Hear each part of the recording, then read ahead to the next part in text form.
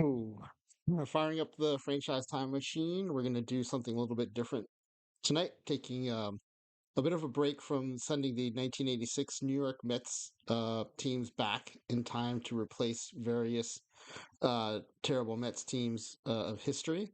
And we're going to do, so I've been working on this game where we'll take any team that didn't win a World Series and apply one of five. I'll call them treatments for now. Maybe we'll come up with a better word. But apply one of five treatments to try to get them to win the World Series. Um, I've been tweaking them quite a bit because I want them to all be reasonably appealing and interesting options. That said, like anything, even like a meta card in Perfect Team, some will fit kind of the situation better than others. So this is what they look like right now.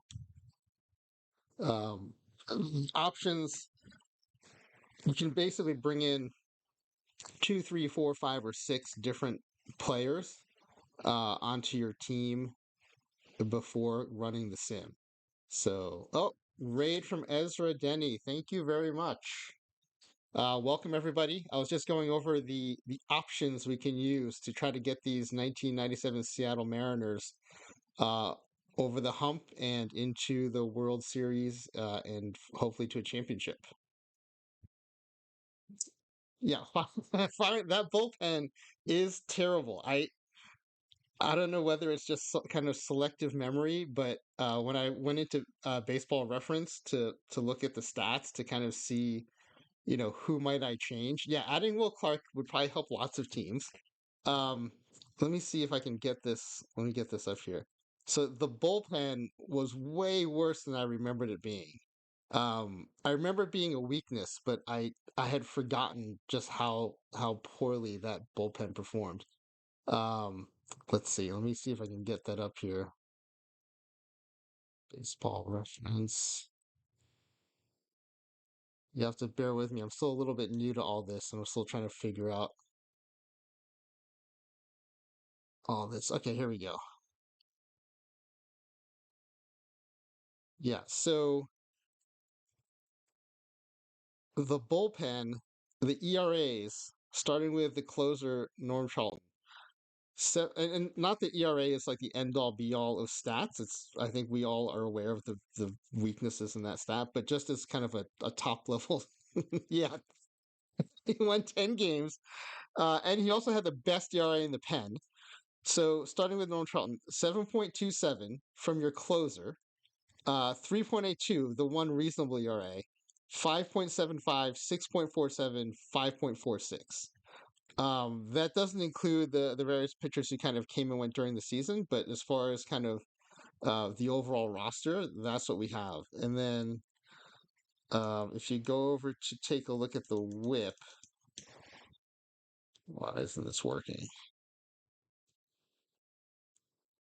So the whips, again, from your closer, almost two, 1.962, uh, with the best whip being 1.366, again, from Bobby Ayala.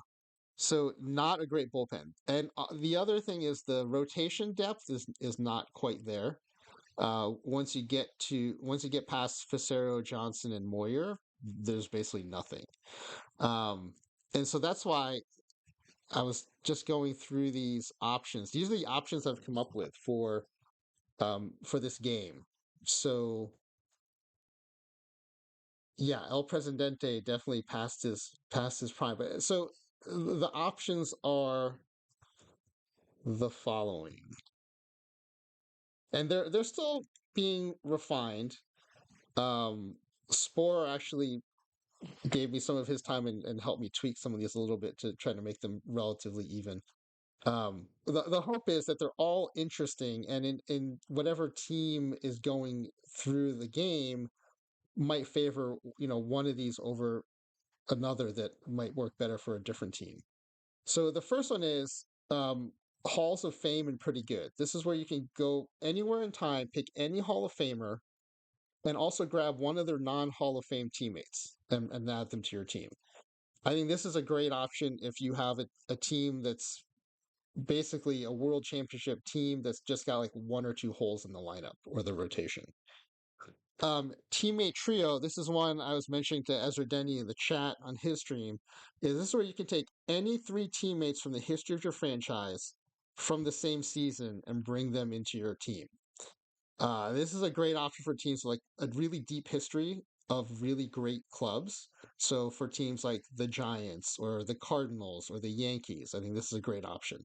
Not so good, I think, for the Mariners just because the depth of the history isn't there. So there aren't maybe three fantastic, teammates you might want to bring in.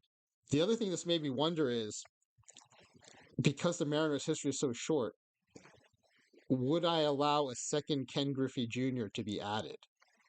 Right, so you might pick a trio from another team, and if there's a Griffey there, of course you take them. So could you have two juniors on the same team? The game would allow it because the game goes by player ID and then year. So as long as the year is different, it would be two different juniors. So I think it would work. Yeah, yeah, Ichiro Sasaki Garcia from 2001. That would be a good fit. The one I chose to go with for tonight is the Force 4 trades. So this is where, in commissioner mode, I can choose any four players I want to trade for, give them back whatever garbage I want to give up, and basically just raid four teams for four players. They have to be one for one trades, one trade per team, so I can't raid the same team four times. And their stats would be from this 97 season.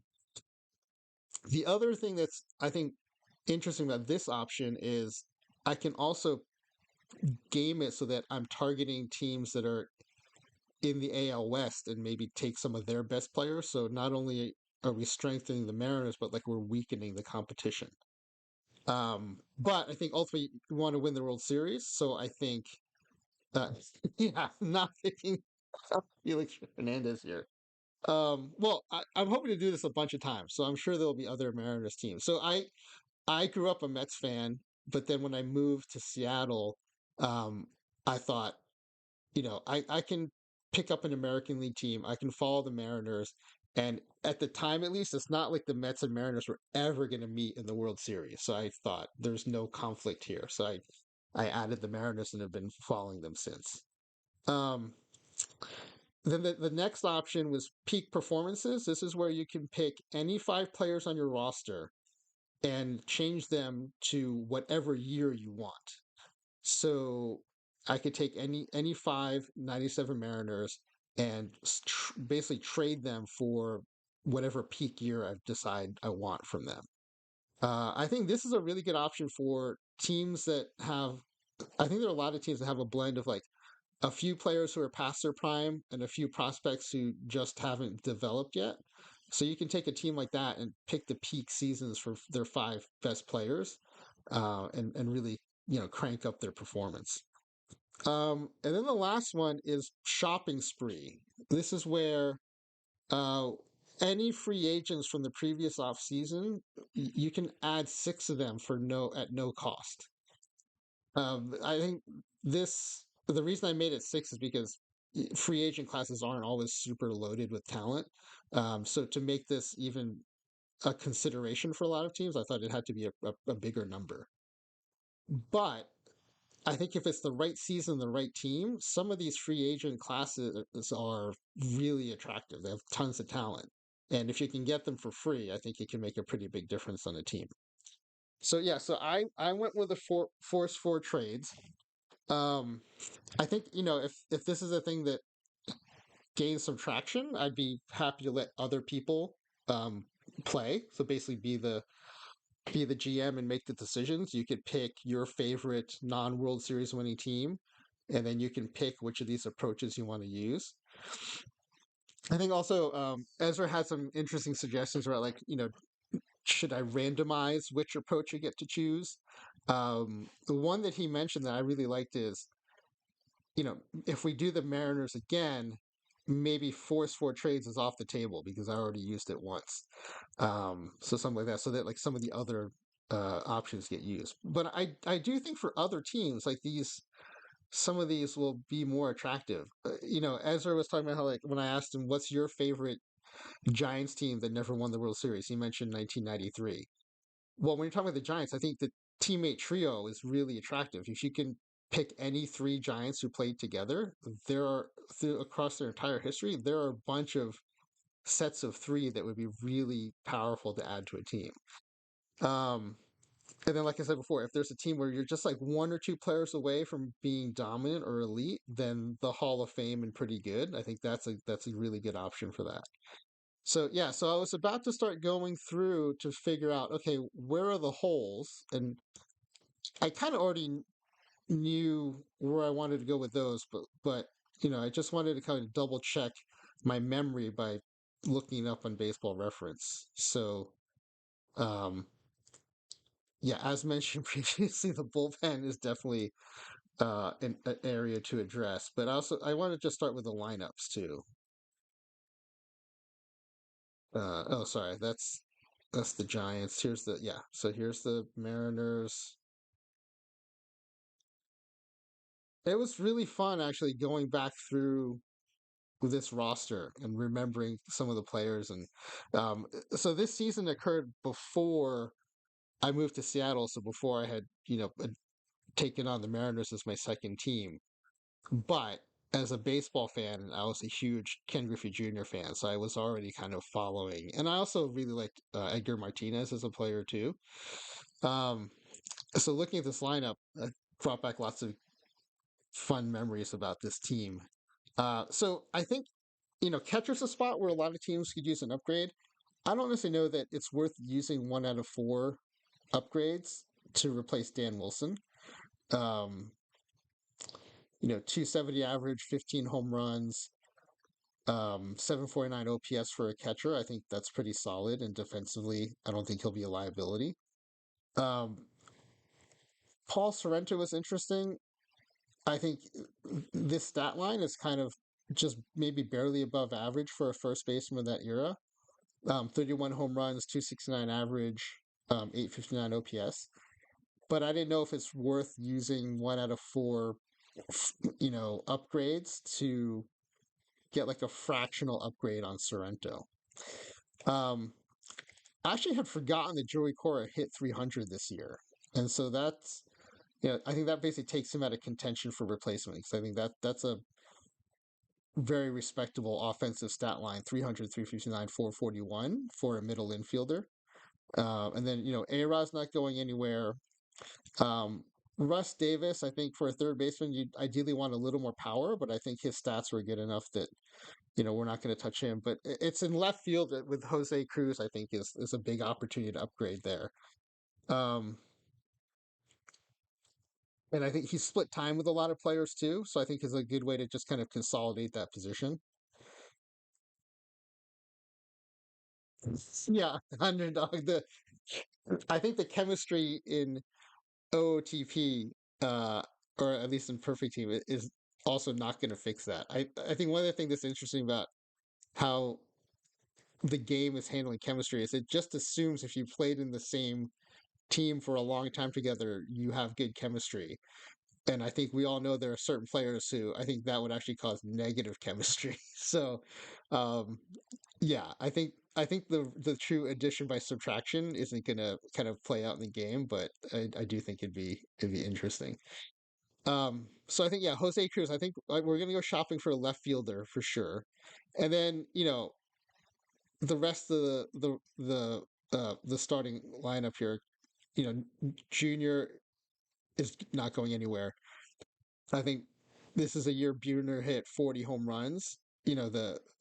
His average is only 243, but I mean, I'll take the power um, and the walks too. 119 walks despite the strikeouts. I think he's definitely staying. And then Edgar Martinez had a typically great Edgar year: 28 home runs, 330 average, 1,000 plus OPS. So I think on the offensive side, maybe we use one for Jose Cruz. Now, how is Jose Cruz defensively? Rather than pulling up his stats, I think when we get to we switch over to the game. Let's just look up his his defensive attributes in the editor. I actually don't remember or know enough about how his defense was. But I think even if he's a defensive stud, I don't think we're going to keep him and his uh, 268 average. His OPS is actually not terrible, but I think for a corner outfield spot, I think it's okay for us to expect a lot more offensive output. Um, but also maybe to your point, Underdog, I don't think you want to put a defensive liability out there either. But given that we can force any trade with any team, I think we can find a good, an offensive stud left fielder who's not a defensive liability. So then I think where we're going to use most of our resources here is in the pitching staff. So, whoops, sorry about that. Yeah. So I think Facero, Johnson, Moyer, that's a really solid top end of the rotation. I don't think we really need to tinker with that much. Um, I also like that we have the lefty righty mix there, but we have to shore up the back end of the rotation. Yeah, Buhner did stink defensively. Um,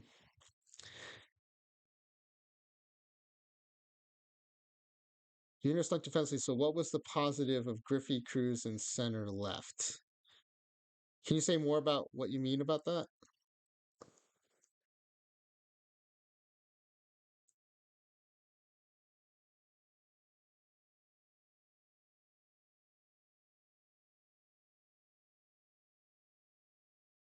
I think the interesting thing too is some of these cards that Griffey gets in perfect team, his defense isn't great. So I wonder if part is just like this halo effect of I just remember him being awesome in center field, and also maybe part of it is the Sports Center web gem highlight effect where I just remember him making these amazing plays. But maybe when you look at the stats, maybe his overall defensive performance wasn't great. But I'm always a little disappointed when I see his defensive ratings on his perfect team cards. So I think it's worth at least using one force trade on a starting pitcher, especially considering we can grab the ace of any other team, maybe two. I definitely want to use one for a closer. This Norm Charlton stat line is trash. Um, I mean, he had some good seasons. I actually liked him as a fan. Um, but man, this season stat line is not good. Uh, 3-8, 7.27 ERA. Um, oh, that's a good point. So underdog Facero Moyer are contact pictures. Is that because they had really good defense? Yeah, I mean it could be. I mean, in left field, I think we'll want to make sure we don't do anything that downgrades the defense, but I think we can definitely do that while upgrading the offense. And since we're not touching the rest of the lineup, I'm pretty comfortable that they won't have a drop off in their um, performance because they're allowing more balls in play. I'm hoping we're not going to create a bunch more errors or base hits because we put someone who can't field in left field. Um, and then the rest of the pen,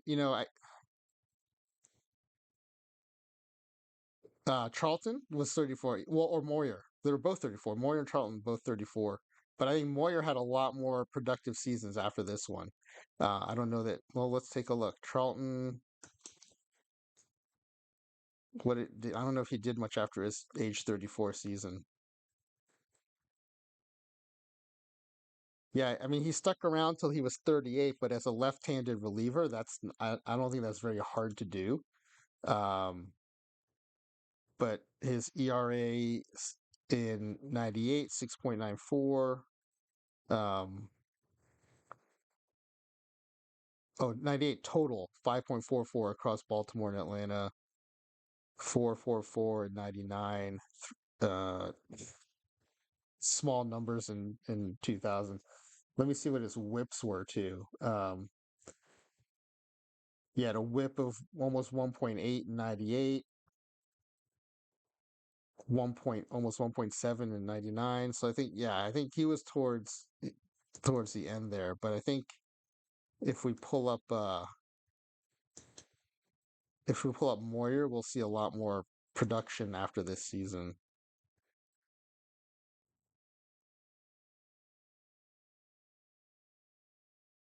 Yeah, all the way to 2010. So two very different 34-year-old pitchers.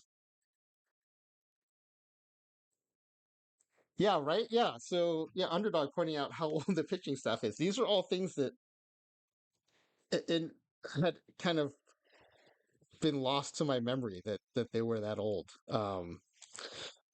So and since we're doing a 1 year simulation, I don't think getting the staff younger is going to be a priority, but I do think filling out those 4 and 5 spots in the rotation will be important. So we'll be definitely looking for a starter or two, and then I think a closer. We could do one starter, a closer, and then another reliever, but I don't think another reliever is worth it versus getting another starter in there.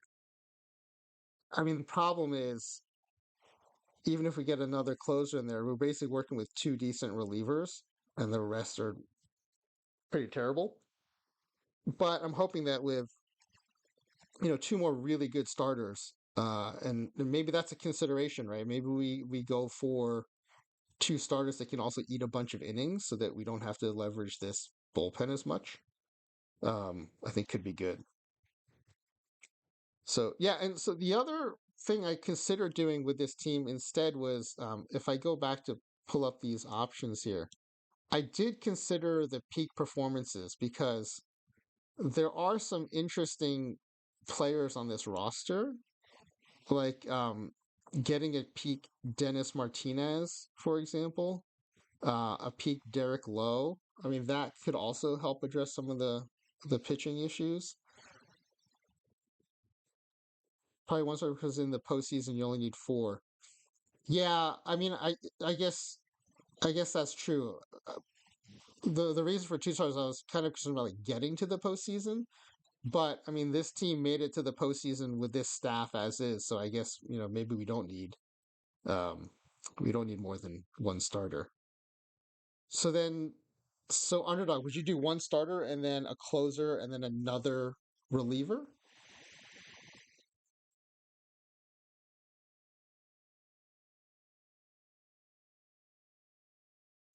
Yeah, the only Nolan network, 97 Mariners. That's right. Are you a Mariners fan? I also think this is a team that even non-fans could get into. I think, of course, having Junior helps. But I think this is like the kind of team that was kind of fun to watch and follow. So yeah, going back to I considered doing the peak performances because that's an extra player as long as you have players on the roster that had better seasons. I think a lot of times all these teams that just missed out on the World Series championship, they already had a bunch of players playing kind of out of their minds and having their career years. Um, yeah, a peak Mike Timlin would be a good. Yeah, so yeah, if you look at this, right, a peak Mike Timlin would be good in the pen. Uh, a Derek Lowe and a Dennis Martinez picking some of their peak seasons, that would solve kind of the back end of the rotation issues. And then if you go back up to the lineup, this is where I think I started kind of hedging. Oh, I didn't realize you have a save of the Mariners from day one of the offseason. That's awesome. That is that's cool. Yeah. So when I look at this roster, there aren't a bunch of players where I'm like, oh, they're in an off year. We could really boost them by picking their peak career year. And so that's why I went with the yeah, lowest of course, peak lowest of 4 star and peak Timlin. But I also think until we go shopping, right? I think we'll see like there's a bunch of good talent out there. So I was going to do most of the shopping in the game, partly to kind of show maybe some people who are new to the base game some of the reports you can pull up where it shows the positional rankings and things like that. But also, we can also come back to Baseball Reference and check it out on here too. We could do things like looking for top WAR by position for that year. Um, I think there are other metrics we can also pull. Um, but yeah, so let's maybe start doing our shopping now. So I'm gonna start. I'm gonna pull up the game.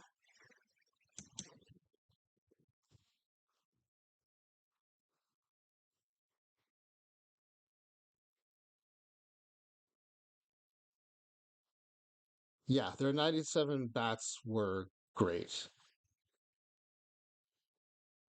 Yeah, so the Nolan Network, I don't know if you were in watching when we are talking about uh so my thought was Jose Cruz would be a good uh spot in the lineup to replace and upgrade left field. Um I think, corner outfield is a spot where you can expect to get a lot more offensive production and I think we'd want to still find someone who's at least, you know, decent defensively so as not to lose any ground there. But if you have any thoughts on Jose Cruz, I'd be interested in hearing those.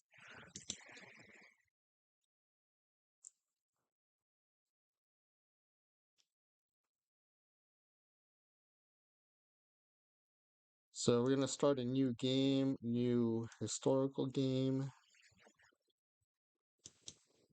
And let me switch over to the game here.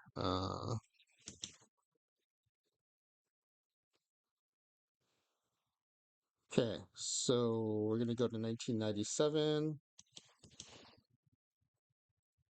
Yeah, Cruz only played 49 games. Yeah, it looked like it was left field by committee. There were a bunch of there were like two or three players who had around 200 at bats or 200 plate appearances in left field. It's interesting too, like when I do stuff like this, I just have blind spots in my memory. Like I have no idea what was going on in left field. Um, and then when I look at the stats, I'm like, oh, okay, this like kind of makes me remember. And I think we're not going to import complete history. I don't think it's necessary to do a 1 year simulation, but if other people feel otherwise, I'd be interested to hear that.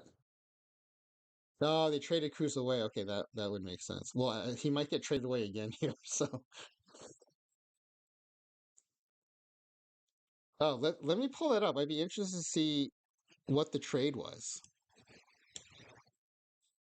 If we pull up his player profile, we can look up transactions. And so for if anyone out there is not familiar with Baseball Reference, it's a great companion resource to the game, especially if you're playing the base game. Um, and also, I run a theme team based on streamers mispronouncing names, and a lot of times the Baseball Reference has a pronunciation guide for some of the players. Oh, okay. So he was part of the trade that brought over Timlin. Yeah, so there's a I don't know if there's a shortcut to it. I always just usually scroll down until it says transactions. But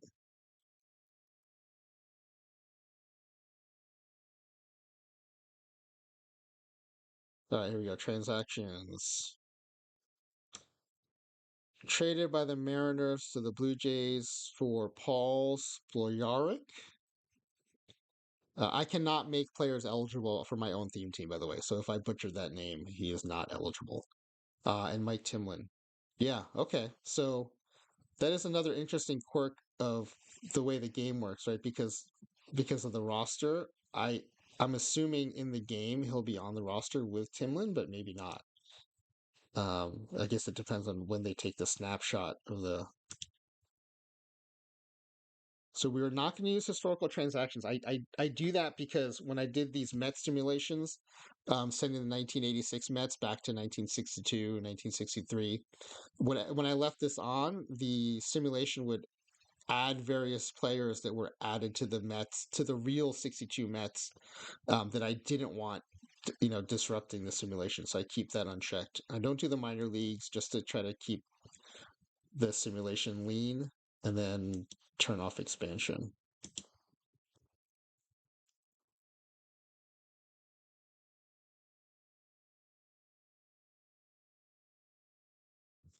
So we'll do game night one. And if you guys have other teams that did not win World Series but um, are favorites, I'd be interested in hearing about those. I'm starting a list. I've got the '93 Giants based on Ezra Denny's the chat with him. So game night number one, 1997 Mariners. So I'm gonna play in commissioner mode and cannot be fired. And if you haven't played in commission mode, it's super fun. You can go into editor mode and see a bunch of stuff behind the ratings of the players, and then you can edit them as well. Oh, awesome. Most of the 86 Mets played minor league in Mississippi. Oh, that's great. So, so I was following them. I started following the Mets in junior high and had a lot of their minor league cards from the Tidewater Tides. They would just like be like promotional packs and stuff that they would give out at games. Um, but that's cool that you got to see them play in the minors. That's awesome. All right, so we're going to be managing the Mariners.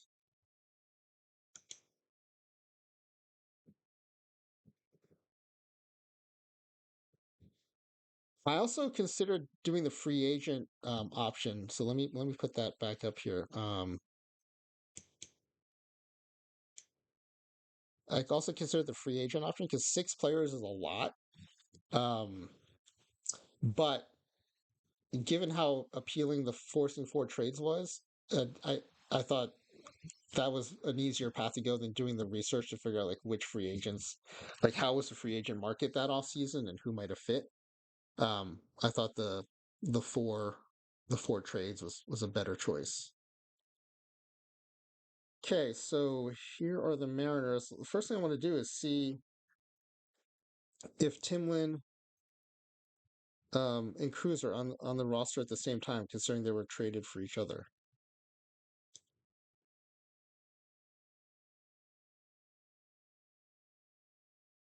Yeah, so there's Jose Cruz on the roster, but no Timlin. So this, okay, so this, I mean, it makes sense. This is the beginning of season roster, so Timlin's not on here yet. Um, they're the Jackson Generals. Since the time I was being taken to Mississippi State games with my dad in '85 and watching Will Clark and Rafael Palmeiro. Oh, that's awesome. So was it clearly obvious watching them that they were future, not just future major leaguers, but like future major league stars? Like, did the bat just explode? The ball just explode off their bats? Because I went to when I was in college at Georgia Tech, I got to see Nomar, Veritek, and Jay Payton all play together, and they were just and those 3 guys like they seem head and shoulders above the rest of the team and most of the competition. Um, and also after watching Nomar hit 350 plus for a couple of seasons, granted with aluminum bats, I remember reading I think it was like Baseball America or one of these magazines, their draft recap or draft evaluation, saying how Nomar would be a solid defensive shortstop and serviceable bat. I was like, wow, are the major leagues that different? That this guy who just like crushed ACC pitching is just going to be a 250 hitter in the majors. And so um, when you start tearing up the majors, like, oh yeah, this is what we saw in Atlanta.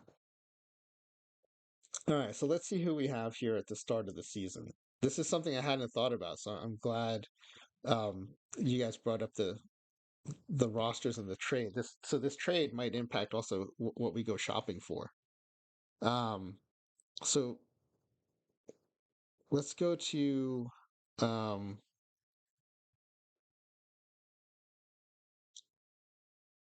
So they don't have any pitching stats yet, but we can go to. Let's start with pitching ratings.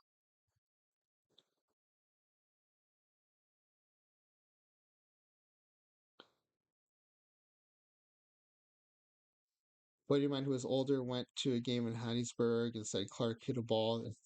It's still rising. He's now the head basketball coach at Southern Miss.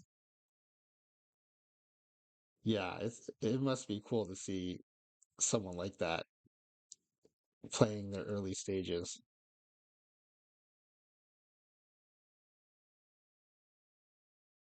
Okay, so the other thing we can do is go into you know, I guess you can't do it at the roster level. If you go into the players, you can see their real life stats. So if you've never done this in the game, it's kind of cool. Um, one of the other things I was gonna think about doing is just doing like a fast sim. Again with the Mets, maybe like take them over in '91 or something, and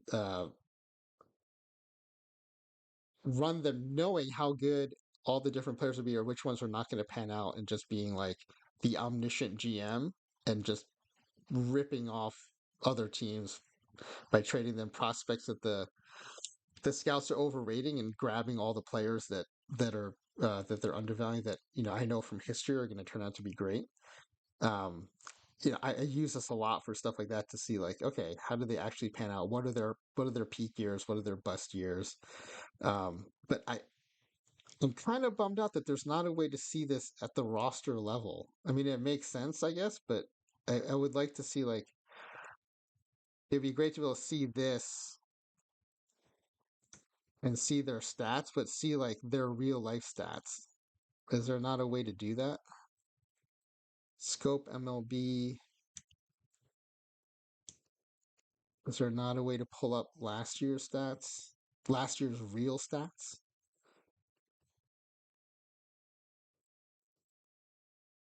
Time frame.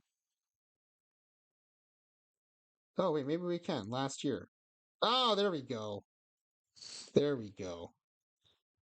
Well, at least we get a view of last year's stats. Can I do next year? That would be really cool. Time frame. No, we can't do next year, but at least we have last year. Okay. So this will help us figure out who we want to ship off. And then we can also switch back to baseball reference too. One of the best surfer theories about Clark Palmero at State. Clark was really pissed about Palmero and the PED deal because he refused to partake because of the lessons he learned from his dad. Oh, all right. Well, that's the list of things I like about Will Clark is now up to one. All right. So I don't think this changes the fact that we want to add to the rotation. Um, like we know Derek Lowe is going to be good, but his profile on here is not going to be. So if we go into editor, this is where you can see all their ratings. So if you've never done this, it's really cool. These are um their batting. Wait a second. Why are his batting ratings so good?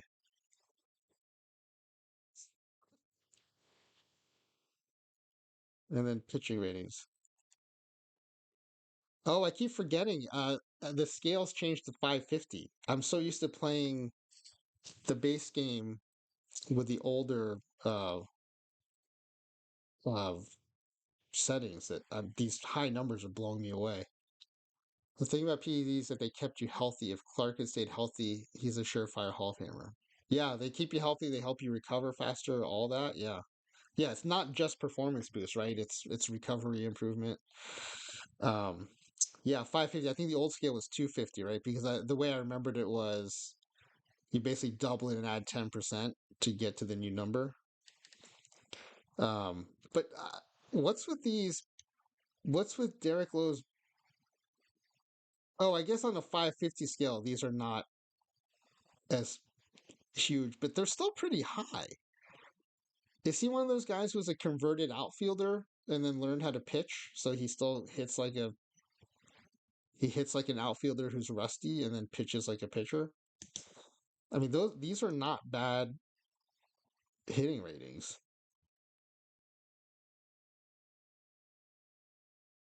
Gap 292, power 230, eye patience 303. I mean, the contact BABIP and Void Ks are not great, but still, those. I mean, that's not a terrible batting profile. So yeah, now I'm having a hard time. Like, okay, but according to this profile translates to a 264 opposition average, 464 ERA, 477 FIP. So that's not terrible. Um, but I think if we have four trades we can force, I still think we replace him. Or at least we can move him to the pen and maybe improve that terrible bullpen. So I'm still leaning towards a lot of pitching here. And then let's check out the lineup.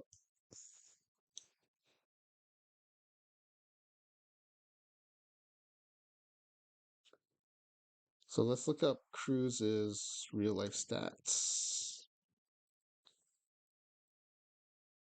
So yeah, it says rookie year, so there's no history before.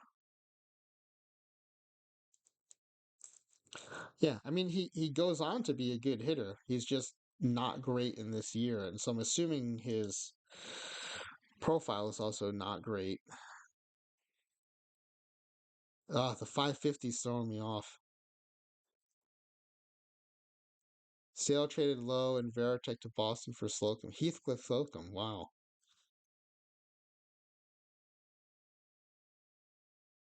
Yeah, so all this supposedly would add up to a 242 average. 32 home runs. That's not. I mean, that's pretty good. So I mean, if we keep him, that's another pitcher we can pick up. Um, yeah, so that's another way to look at it, right? If we go back to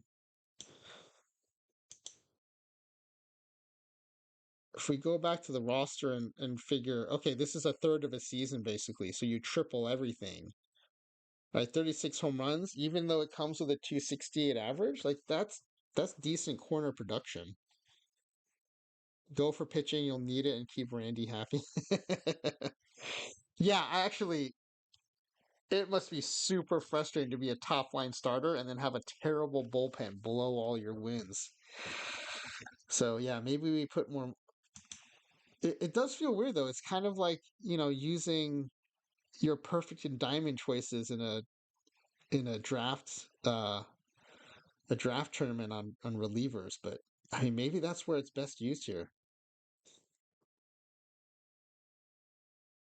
I don't know. So are you guys thinking keep Cruz and use all four forced trades for pitching? I wouldn't be opposed to that, especially now that I kind of realize, like, if you do scale this up to a full season, it's actually pretty productive. Yeah, two and two, two starters and two relievers. I'm just not opposed to doing one starter and three relievers, given that, in the postseason, it's going to be a 3 or 4 man rotation. But let's see who's available. One stud pitcher. Oh, one innings eater. That's a good point. The innings eater kind of gets us through the season and then takes a back seat in the postseason, and then two stud relievers. Yeah, so let's see who's available. So one of the things I wanted to do, in case people haven't seen this, I know the folks in chat have probably seen it because you guys sound like you're very knowledgeable in the game. But you can go to reports, and there are positional rankings, for example.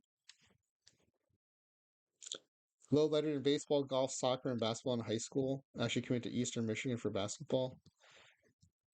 I remember Eastern Michigan wasn't that bad in basketball. Yeah, I think it's always cool when these athletes are good in a bunch of things. Like when that Winfield card just came out, I was reminded, or I mentioned in a few chats how I think he's the only player to have been drafted by Major League Baseball, NFL, NBA, and ABA. So I think there are several athletes who've been drafted by all three sports, but not by all four leagues. I think Winfield's the only one. But I mean that's just awesome. So like Orlando Hernandez, but the 1997 equivalent. Yeah. So let's see. If we go to, you can go by the default is by team, but you can also go by position. Um,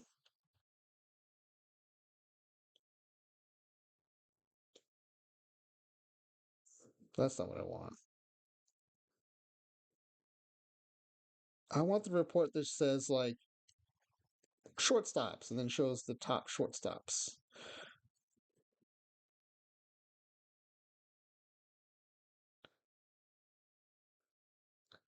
Positional strength by teams. Positional strength by positions. That's this. Oh yeah, no, this is right. So catchers, first baseman, second baseman. I mean, just for laughs, I'm going to look at the left fielders and see Barry Bonds, David Justice. I mean, adding Bonds to this lineup would be amazing. Let's see which Bonds we're dealing with here in '97. I think this is already well into his like juiced up power era and past his skinny, speedy five tool player era. But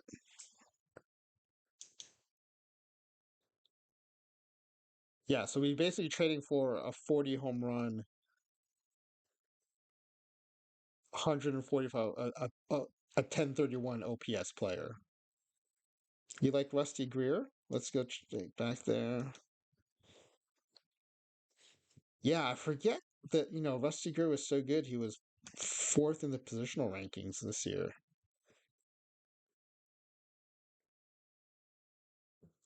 26 homers, 321 average, 936 OPS. Yeah. Let's see. I'm also kind of curious to see what their defensive ratings look like too. So for Rusty Greer, range 50, error 40, outfield arm 50. Bonds 50, 60, 50. The question did come up earlier. What was Cruz's defense? So let's check it out here. 45, 45, 50. So any of Greer or Bonds, neither would be a big plus or minus defensively from Cruz. I mean, I do think it's worth keeping in the back of our minds like Bonds is an option on left field that could be pretty interesting. Um, but then as far as my interest in replacing Cruz, I think it drops off pretty heavily after the top four or five. Yeah, that's a good call on Greer though. That could be interesting. All right, and then let's check out the pitchers. Starting pitchers: Maddox, Andy Bennis, Cone. I'm partial to Cone because as a Mets fan, I always liked him. Don't ask. Yeah. Also, don't call him Joey, right? Yeah, we won't add Albert Bell. Yeah, so we see here Derek Lowe.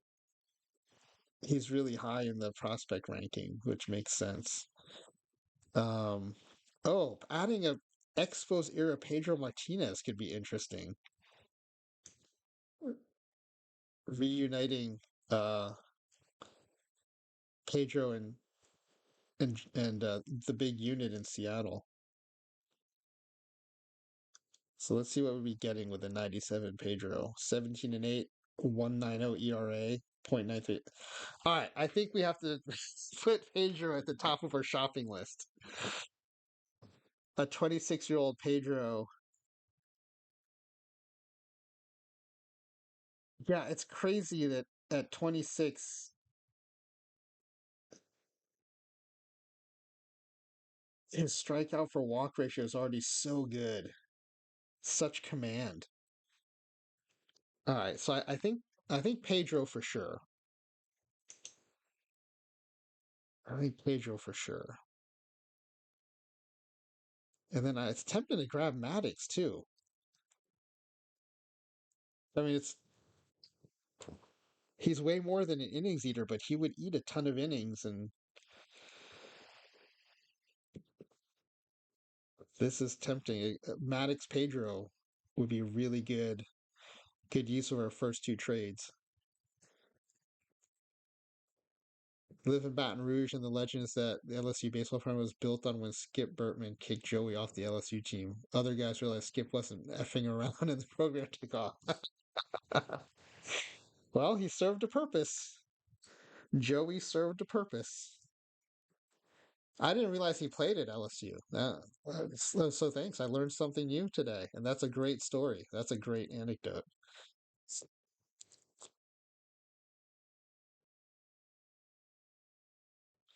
Yeah, I'm okay. So I'm leaning towards Maddox and Pedro, and then let's see bullpen wise. We can also take some other starters and throw them in the pen too, but let's see what kind of relievers are out there at the time.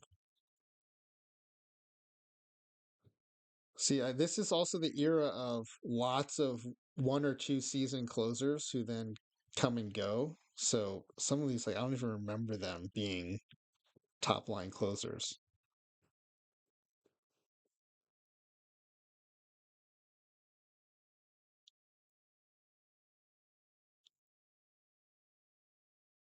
Like Mike Magnante, I don't remember him at all. But there's also kind of a gap in my knowledge too, because there's a period where like I stopped playing Stratomatic, and so my knowledge of depth of rosters definitely fell off. So 97. I mean, it's a good profile. 1.05 whip, 8 strikeouts per nine, only 2.1 walks per nine.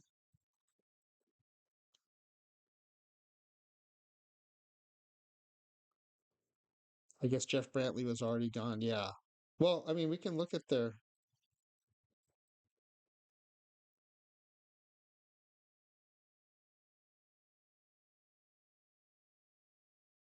This is where let's pull up BREF and just let's see where Brantley is this year.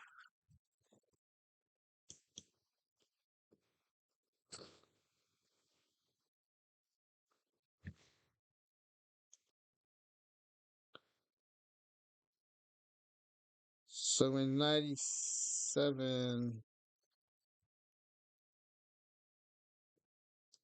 yeah, he had this big savior in 96.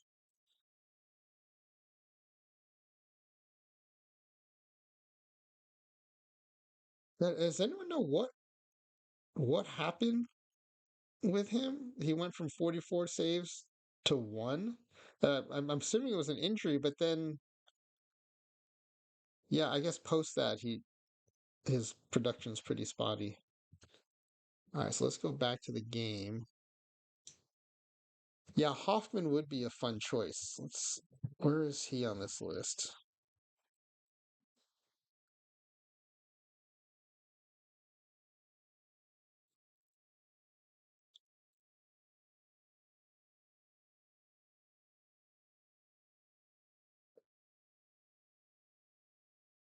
Wait, am I missing Hoffman? Where is Hoffman?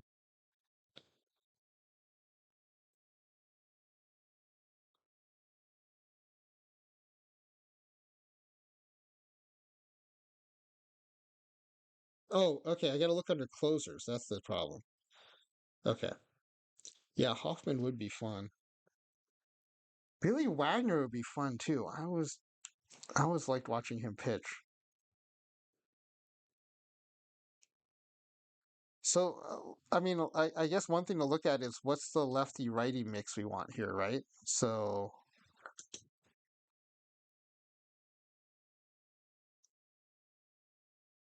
let's go back to.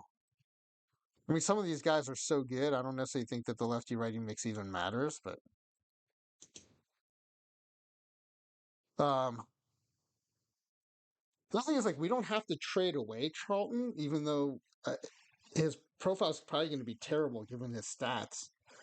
Um, but we can always keep him around. I'm assuming Baba Ayala, he's not terrible, so we'll keep him. And then it's guys like Wells or Sanders or McCarthy that will trade to get these guys. Um,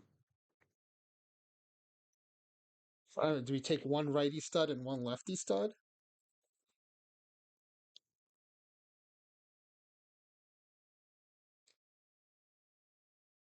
Like I was thinking a Wagner Hoffman combo. Although I know some people don't like closers who don't have great control. They do create some stressful game situations at the end, but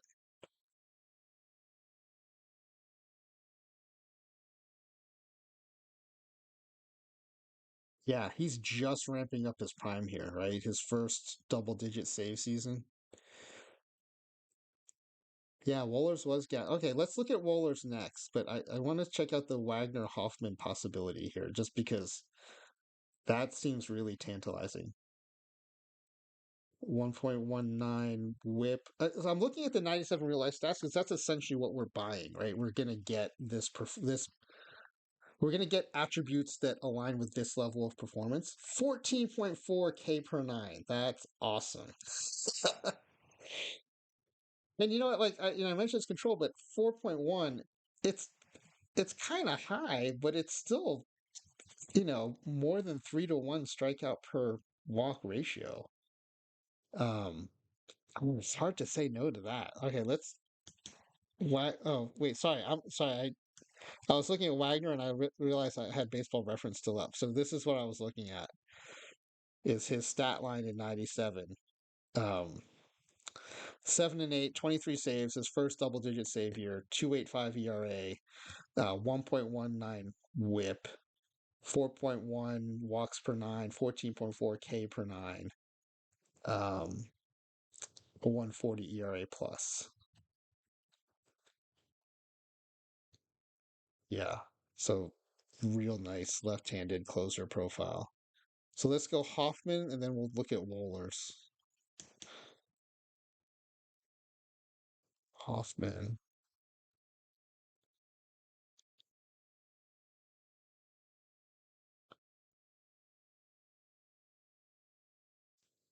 That's funny. His 1.02 whip this year is like an off year in this streak of 0.92, 1.02, 0.85, 0.94, 1.0 whip. What a string of seasons. And then, like it's not like he falls off, right? After that, it's, 1, 1.14, 1.8, 1.11, and then back below 1 again. Um, no seasons here over 1.2. Just crazy good for so long. But even for a one season rental, still pretty good. Yeah, I did notice that BABIP of 328. Let's go back to that. Yeah, I didn't mention it, but I did see it. 328 BABIP. So I don't love that. Well, that's a good call out, underdog. All right, let's go look at Wohlers now. You've been very patient with me.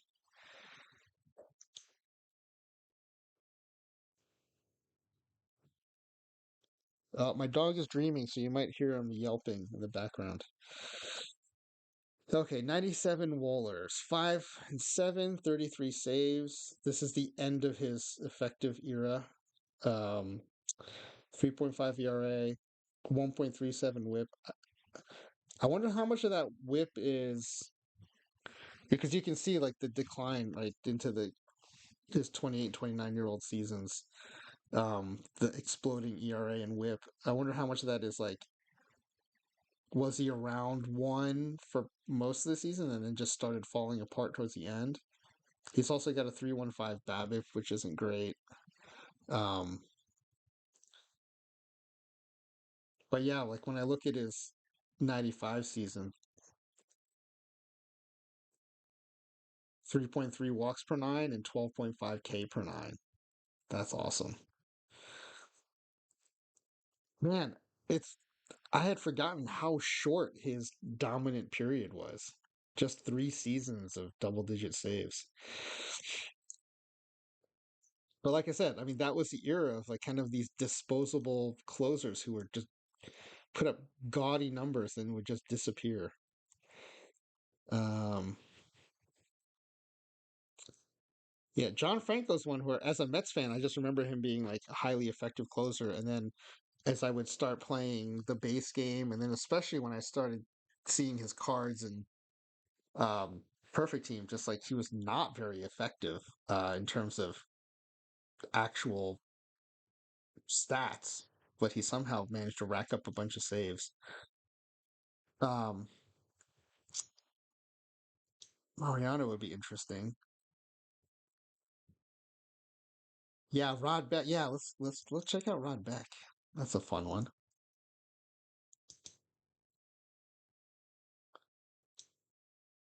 I think this is towards the end of it though, right?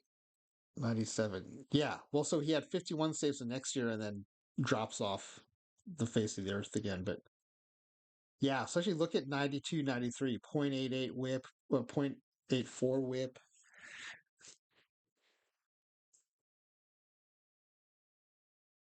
Yeah. Back. I'm still kind of partial towards the Wagner Hoffman, but I don't like that BABIP. And Randy Myers is a lefty. I did like him a lot when he was with the Mets.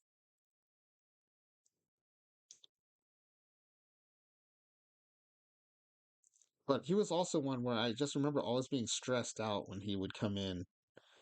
He usually got it done, but it was never like easy. Yeah, 97, 45 saves, 1.51 ERA, 1.16 whip,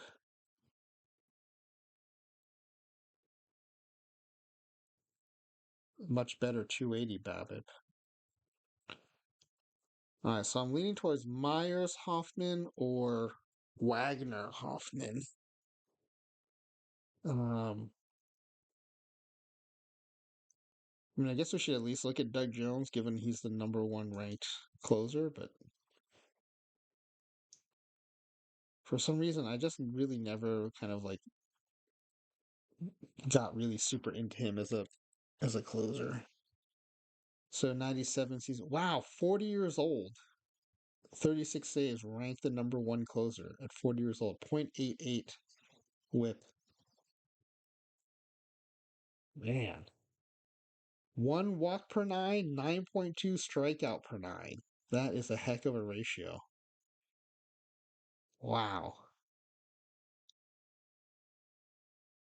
Oh, hey, D Block. Welcome. Welcome to the time machine. Yeah, so what we're doing here is we're taking a team that didn't win the World Series, the 97 Mariners, and I've created five different approaches we can use to improve any of these non-World Series winning teams to try to get them to win the World Series.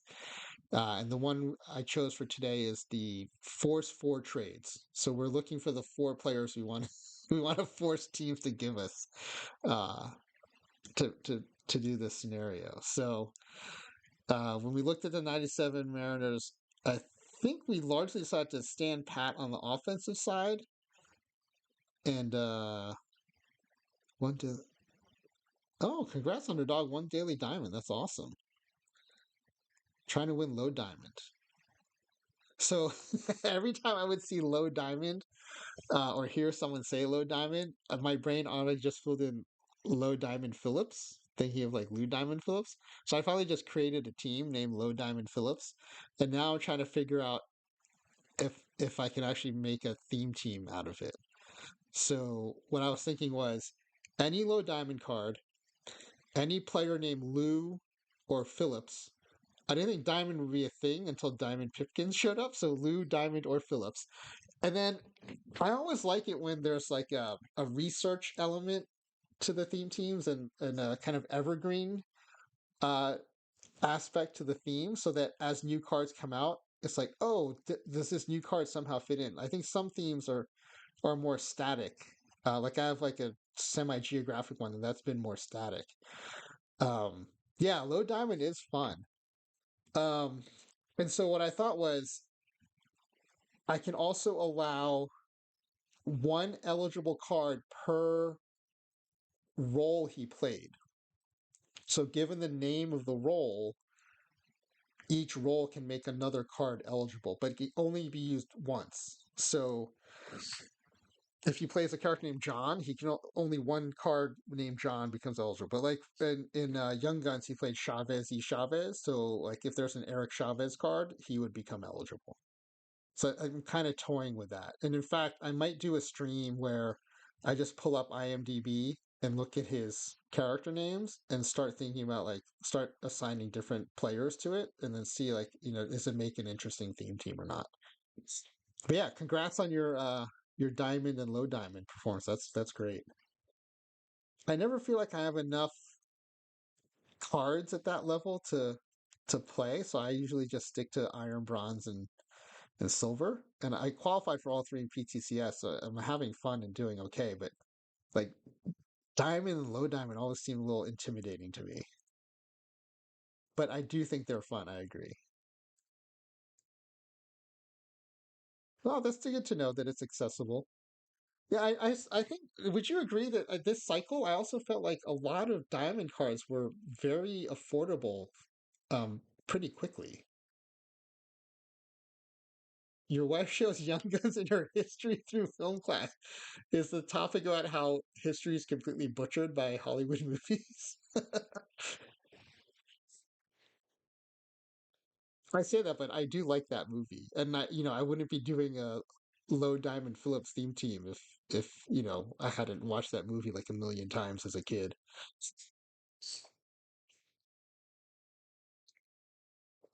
Okay, so Doug Jones, even though he's effective, I'm gonna pass on him. I just find Hoffman more fun and interesting to have on the team, I think. Um, any other lefties jumping out here? Oh, someone mentioned Rob Nen. I do want to look at Rob Nen because he was always kind of a fun reliever to watch.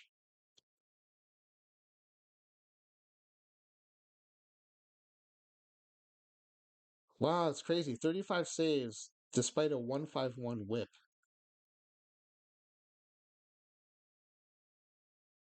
Yeah, he had some really effective seasons though. Like 96, 35 saves, 106 whip, 2.3 walk per nine, 10 K per nine. Oh, exactly. Okay, great. All right, so good. I'm not offending you or your wife when I talk about how BS the history in that movie is. And that team wins the World Series in real life. Right? Yeah, right. Yeah. Only combinators in low diamond are Soul, and his combinators pretty much stink. Hmm. Is part of that it is it super expensive to boost combinators at that high of a level? Because I do like kind of taking the combinators out of play. Like I've noticed in iron and bronze, I still do pretty well in the live dailies, but I now um the best I do usually is now ninth through 16th or 8th through 5th, and every time I look it's usually because like that's when I've run into the all combinator teams. And I've got a couple of combinators now on those teams, but there's it just seems so daunting to catch up so far. Yeah, okay, be interesting to see if that changes over time. All right, so I think because I want to get going with the sim, so I think we're gonna go. um well, I have reservations about the BABIP, the PBABIP. I think I'm gonna go. I just like watching Wagner pitch. I want to go Wagner Hoffman. Like that seems so fun adding those two to a bullpen. Um, yeah. The other question is like, what do we do with assignments? Do we make them co-closers? Do we make one a closer and one a stopper? In a lot of tournament play, if I have two two really good left right arms in the bullpen, I sometimes make them dual stoppers. Um, We were 3 months in, and some live cards are still playing low down. Wow, that's interesting. Yeah, so this is my first season playing perfect. So I've been playing base game for over a decade, I think. But I just started Perfect Team in December or in last December. So this is my first full cycle. So it was December. Yeah, it was December of last year. So I've been playing like half a year. So this is my first start of a cycle, and it's been cool having live cards relevant in tournament play and even in league play. So that I don't know if that happened last year too, but it's been a nice change from what I was used to coming in December, where live cards were just basically garbage. No. All right, so let's go in and let's force these trades. I think I am still tempted to grab bonds, but then at this point, I've gotten attached to the idea of getting Maddox, Pedro, Wagner, and Hoffman. I mean, that's just such a fun group to add to a team. I think I'm gonna pass on Bonds. Like, do we pass on Bonds? Is a full year of Jose Cruz good enough? Do we pass on Bonds? That's where I'm leaning.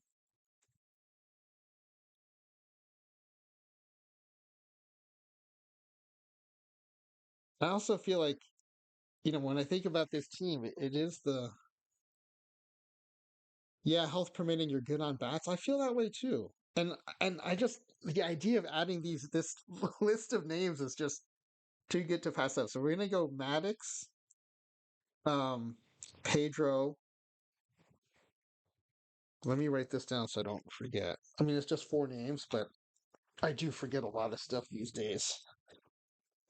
Maddox. Um, See, I'm already spacing. Oh, Pedro, young Pedro too. That'll be fun. Wagner and Hoffman. Okay.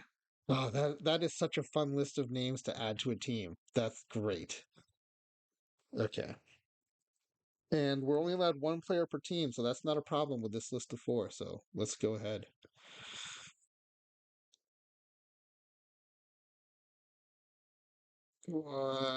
D block and lap focus on bronze, document focus on silver. No one focuses on diamond. Oh, that's interesting. Yeah.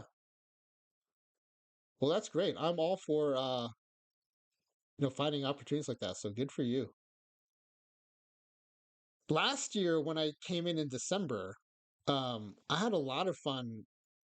I started with iron, bronze, silver, and then got some advice from Mr. Audit where, once I qualified for PTS and felt comfortable qualifying, to switch, you can switch to other categories and try to make it a multiple. So I started playing gold, and I really like gold in PT24, like towards the end of the cycle, and I really like the dead ball gold too. So, um, but yeah, I've just kind of found a groove, especially in silver. The combinators haven't come in a lot yet, and so my rosters are still doing really well. So I just keep kind of slamming the silver tournaments and um, but as that starts to change, maybe I'll start looking to migrate up to gold and diamond too. Especially, I would really like for my low diamond Phillips team to be playing in low diamond. So that would be fun. All right, so let's make these trades. Let's go to, we haven't talked about who we're gonna trade, but I assume we'll just take some prospect or something. And um, the only thing is none of these teams are in the AL West. And one thing I was thinking was a trade could serve a dual purpose if we grab someone's best player and then also gave them like we're taking away the best player from an AOS team, but I think that should be secondary, so I'm not going to worry too much about that. So let's go to the Braves. And what would you like for Greg Maddux? Please put him in your offer. And what would it take to make this work now? Oh, we have no players. Okay, well, you think we have no players that will make this work, but let me tempt you with a prospect here. How about Giomar Guevara, our half-star rated prospect? Of course, our GM says I'd make this trade in a heartbeat. They say get real. Okay, what would it take to make this work now? No. Hey, where is my force trade button? I thought I was in commissioner mode.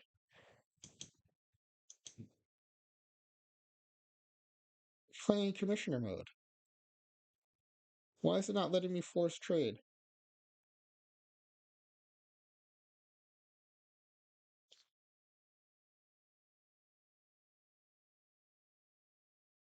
Oh, I have to back out of Nevermind and then it shows up again? Oh, there we go. Thank you. Thank you. There we go. All right. There we go. Welcome, Greg Maddox. And we get the achievement of trading for an all-star. The first of several. All right. So we now have Maddox. Now let's go find Montreal. All right. What would you need us to give you for Pedro? Let's make this work now. Nobody. How about... Do I have other players besides... Oh, because I didn't do um the full league. So yeah. So okay. So we'll give up how about Ken Cloud? Can I tempt you with a Ken Cloud? No? Would anything make this work? Hmm. Well, too bad. Pedro is now a Mariner. All right, then we have Houston. I gotta admit, this is kind of fun, just fleecing people for their best players. How about Billy Wagner? Nothing will make this work. How about Andy Sheets? What about an Andy Sheets? No? All right. All right, and then last but not least, San Diego for Trevor Hoffman.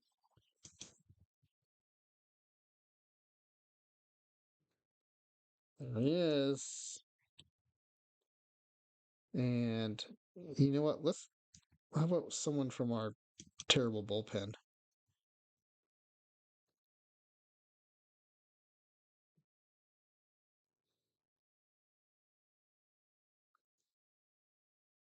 It's Gold and Diamond are probably the best trainers for free to play players, form of accessibility and combinator infestation.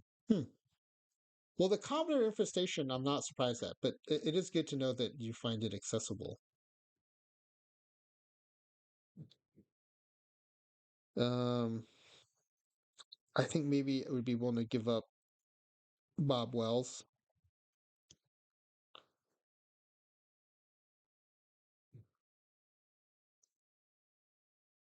and his 5.75 ERA, or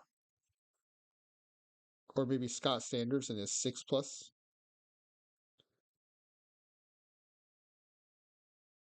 Yeah, let's give up Sanders. All right, enforce that trade. All right, let's get these guys onto the team and let's fire up the sim.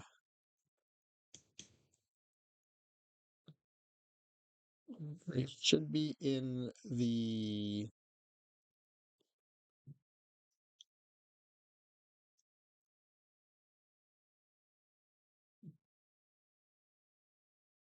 Oh wait, this is... So I haven't been playing much. I played a ton of base game in all the previous versions, but I haven't played a ton yet in OTP 25. Where is the players waiting designation menu or option? Did they just go on the reserve roster? No, I guess they just go on the reserve roster. Okay.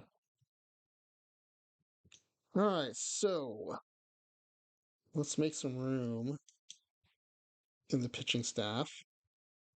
Oh, Pedro already went onto the team. Okay, that's cool. It didn't import miners fully for you, so you just have reserves like the old days. Yeah, that's what I realized as I was looking for it. But thanks. Oh,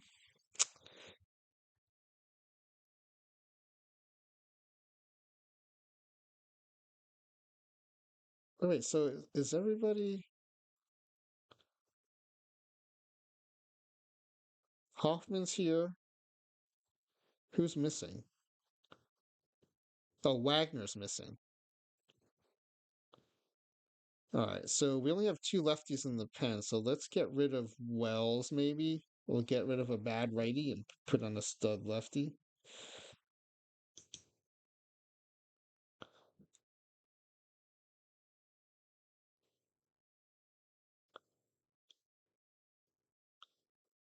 So we'll drop Wells and add Wagner. And then, was Maddox missing? Oh, yeah, Maddox is missing too. So I think we want to keep Ayala. He wasn't terrible. Is it Dennis Martinez? Are we losing Dennis Martinez? Hmm.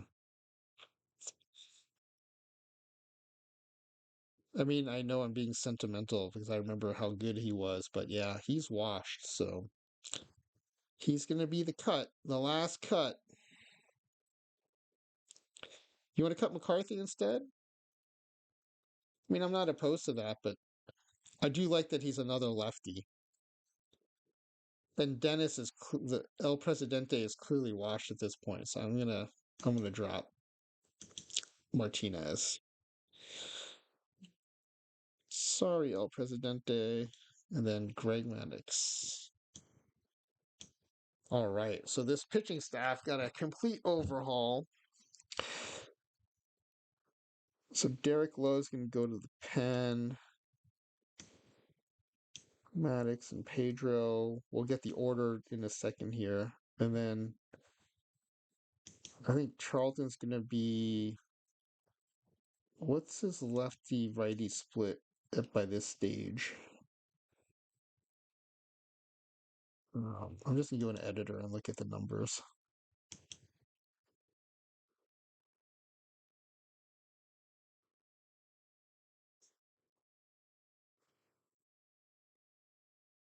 Oh, I'm surprised his movement and control are not super splitty. So,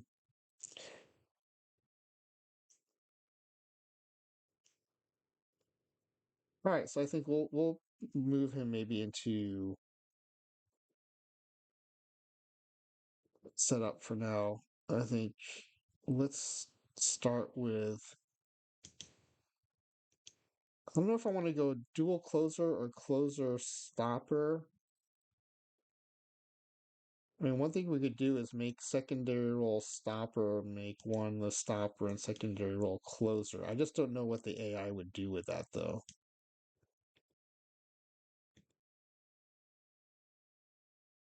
I mean, I know how I do it in tournament play, but do you guys have any thoughts on in the base game how you would assign Hoffman and Wagner to get the most out of them?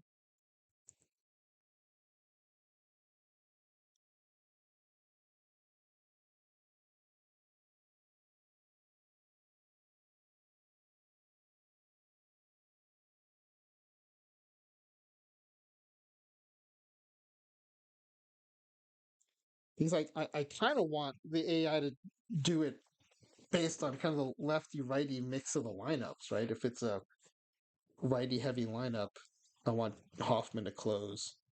If it's lefty heavy, I want Wagner to close. So I mean, we can crank up the slider on lefty righty matchups for pitchers, but well, let's run with this for now. We can always come back and change it.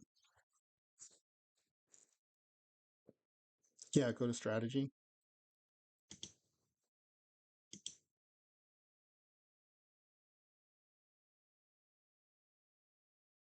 So, oh, you know what'd be cool is on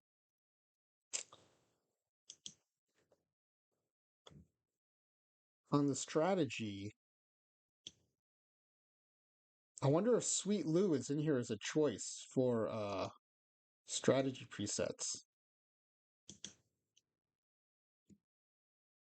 That would be cool. I would love to just import his sliders because that would be more true to the simulation.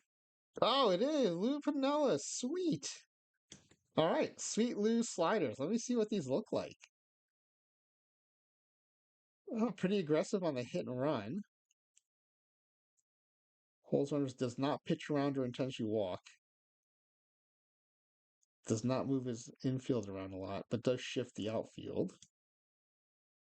Slow hook on starters, slow hook on relievers. Which, given the changes we just made, I'm fine with that. Like keep our studs in for as long as possible. The one thing I will change is left right pitching matchups. I'm going to crank up because I want him to pick choose between Wagner and Hoffman based on the matchups. Yeah, good call on checking out the sliders. What was it? Nolan Network who said that? Good suggestion. And I am so psyched that Lou Pinella is in here, so we can just pull his settings. Oh yeah, manager. Yeah, strategies. Yeah. So one thing I noticed was when I was doing the 86 Mets, replacing the 62 Mets and the 63 Mets, is that Davy Johnson is not in here, and I was kind of bummed out. And so one of the things I was going to do was look into if I just go into the 86 season and look at the sliders for the Mets, if I can just grab those. Um, but yeah, for a lot of managers, you can find their settings in here. Like here's Bruce Bochy, Bobby Cox for all those Braves teams. It's super fun. Sometimes I'll just set it and just look at it, see like, is that kind of how I remember them managing? Like, I don't want to change it now, but like, well, I'll change it. I can. I just changed that one slider for Pinella. So like Billy Martin, hooks starting pitchers slow. And I was like, yeah, if OTP allowed it, this would be way even further out to the right. So it's kind of cool to see what how different pitchers translate into different managers translate into sliders. So we'll go back to Sweet Lou. I just want him to drive it like he would drive it in the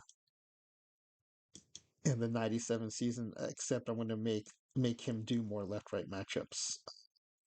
Pitching matchups.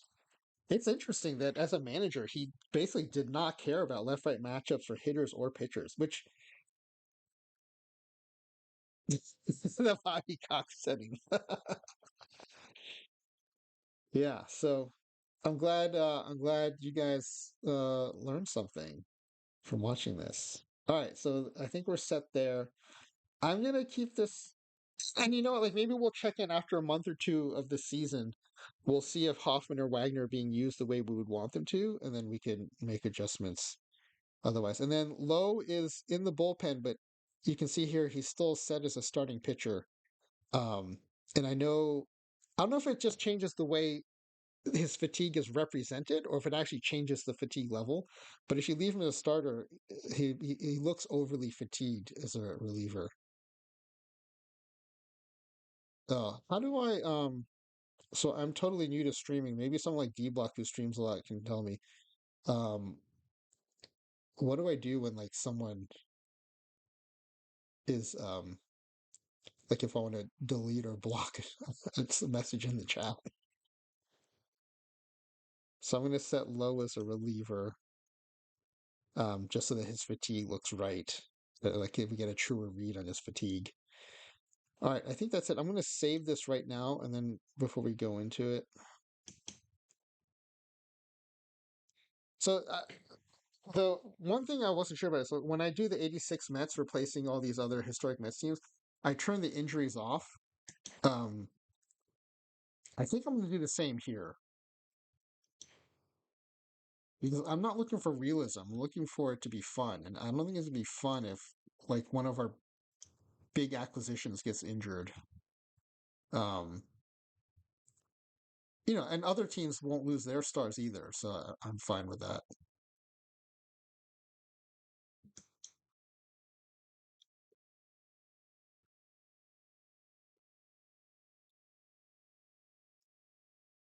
Um, and then the other thing I've learned is if you don't turn It seems like a silly thing, but I like to see if the players make the All-Star game, and if you don't turn this setting here, influence of popularity on All-Star vote, the default is high. If you don't set it to none, um, some of your players actually won't be in the running for All-Star. Now, in this case, it might be different because we're just kind of stealing players who are already in the game from other teams. But when I brought the 86 Mets into 1962, their popularity was unknown locally and nationally. So, um, go away. Um, and then, oh, so I have a checklist of what I do before running one of these. Injuries off, all star popularity influence off, manager settings. We already did historic transactions off. Manager settings do not disturb. And that's just so that it doesn't stop the sim to tell me about some stupid message in my mailbox. So do not disturb. And then on the mailbox, all I really want to see are the All-Star game voting results and the postseason awards. So I'm going to clear out most of this stuff. All right, I think we are. So now I'm going to save it. All right, we're ready to sim. Are there any predictions? So this team in real life finished with 90 wins, won the AL West, and then lost in the ALDS. I think. Let me check it to confirm, but I think that's right. 125 wins.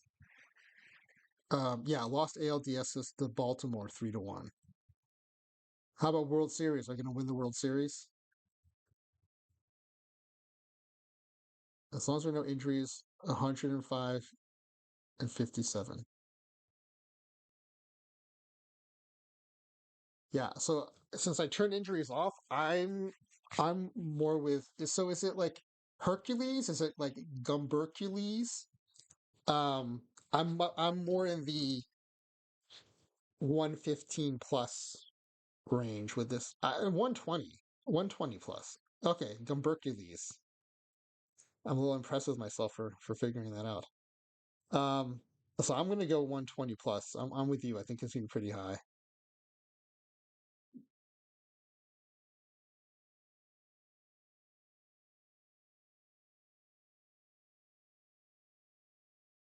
So what's going on in the chat about the name rights? Who are you talking about, a specific player, or let me roll up and see. I wish you make perfect. Oh, I wish they could make a part of the future legends be projected first round draft picks heading to the draft at the end of June. Oh, so this is a PT. Yeah. And I think for the Asian players, they said until they appear in a game, right? They couldn't be used or something. So, um, yeah, I guess there are some rules around that. I still, and maybe you guys know, I still don't know though why. I understand why Barry Bonds isn't in perfect team, but then why is he in the base game? That's the part that I just assumed if he's not in one, he shouldn't be in the other. But I mean, I'm glad he's in the base game. It makes it more historically realistic. All right, so I always like to do this in the standings view, so I can see all the numbers tick by as the sim goes on. Let's play a month and see how that goes.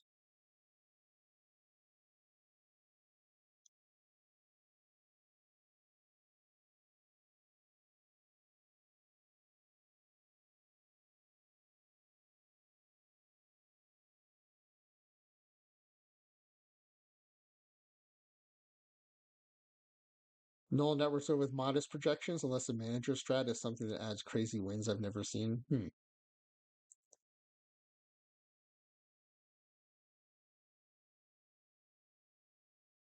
Why did it not do the month? Do I need to do it again? Next month. There we go. Ooh, we're off to a good start. 20 and 5, 21 and 5. Okay, pitcher of the month, Greg Maddux. Batter of the month, Paul Sorrento. Four-game home run streak by Sorrento. 7 consecutive on-base streak by Jay Buhner, and then 8 consecutive on streak by Edgar Martinez. So every time I see E. Martinez, there's a sign in Seattle as you're coming off the interstate by the stadium. It says E. Martinez Way. And I think if you're a local, you know that's Edgar Martinez Way. If you're not, it probably looks like it's East Martinez Way. So Edgar Martinez. All right, so let's see. We are 22-5, tops in the AL West, and also the best in the majors, it looks like, with the Expos 19-6. Amazingly, 19-6, despite losing Pedro Martinez. Wow, what would that team be doing with Pedro? All right, so let's see how they're handling our closers and see if we want to change anything. Oh, okay, so the AI has already changed it. They've made Hoffman the closer and just made Wagner middle relief. I don't know that I love that, but oh yeah, let's change the split to this year.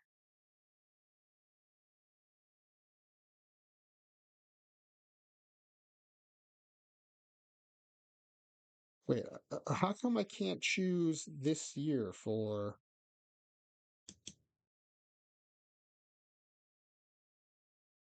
Oh, okay, I made it. Wait, I made it last year, and now it looks like it's this year. I think this is what I want, though. No, there's not enough. There's not enough stats. Time frame. Oh, this week, last year. Where is this year?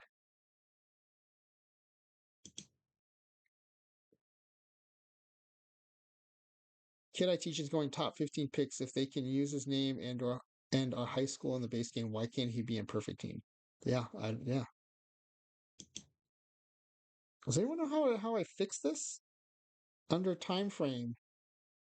This week, last week, last year, 2 years ago, career. There is no this year option. So how do I get back to it?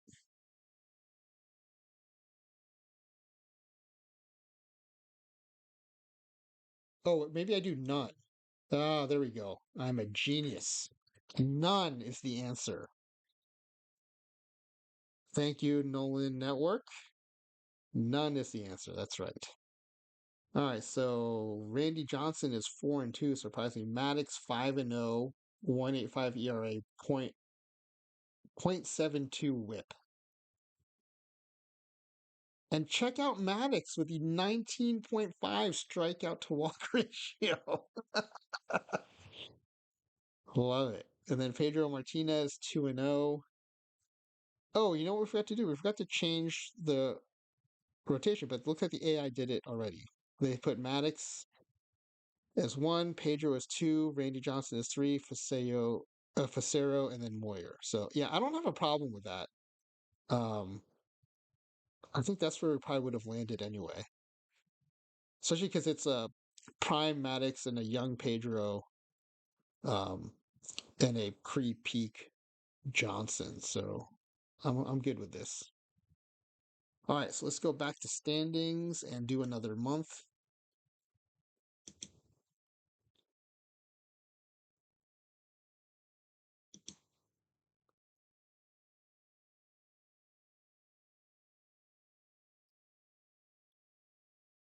Man, the Expos are still keeping up. I am impressed. A Pedro-less Expos team. I've asked that question multiple times in Chat to Sport, and he has refused to answer it. Player of the Week, Ken Griffey Jr. Run streak, 9-game run streak by A-Rod. And then a team winning streak of 9 games. I do like that the button to close that box says nice. So in the AL West, we are still leading the majors at 39-16, although we have come back to the pack quite a bit. 709 win percentage. So, I mean, we're on track for a great season, but not historically great. So I think 120 plus, I was a little over on that, but we'll see. We still have a lot of season to go. So at this point, we're at June 1st. I usually just sim to the All-Star announcements. So I'm going to do that now. And then take a look at let's see how our Mariners did in the All-Star voting.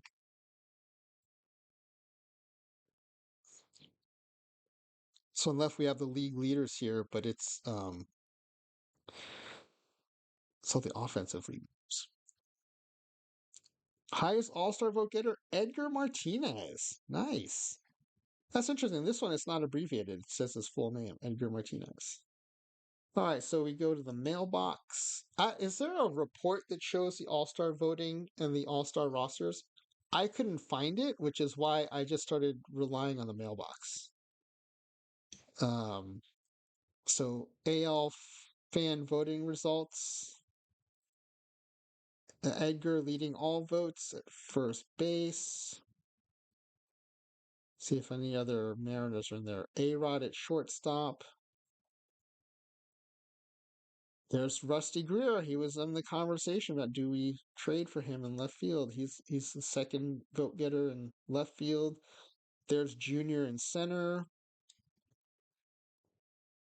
Starting pitchers. Top two vote getters. Greg Maddux and Pedro Martinez, our new acquisitions. And then for relievers, Trevor Hoffman coming in third in the votes. So I usually just copy this and paste it into a notepad. So I'm going to grab that in case I want to do a little post-mortem or reporting on this for the stream. And then we'll go to the roster. So let's see if the manager's choices. All right. AL. So Randy Johnson was added as the manager's choice, as was Pedro, and then Maddox made it by votes. So three of the starters are Mariners, and then Hoffman was added as a manager's choice. Edgar got in by votes. Wow, Russ Davis added as an all-star at third base. Let's go check out the batting stats. I want to see what he did. A-Rod by votes, and then Junior by votes. And then the Mets fan in me just wants to see if any Mets made it. Rick Reed is a starter. That's interesting. Todd Hundley. Yeah, this is, I think, in the era of his peak Todd Hundleyness. And that's it. Okay, let's check out what Russ Davis is doing.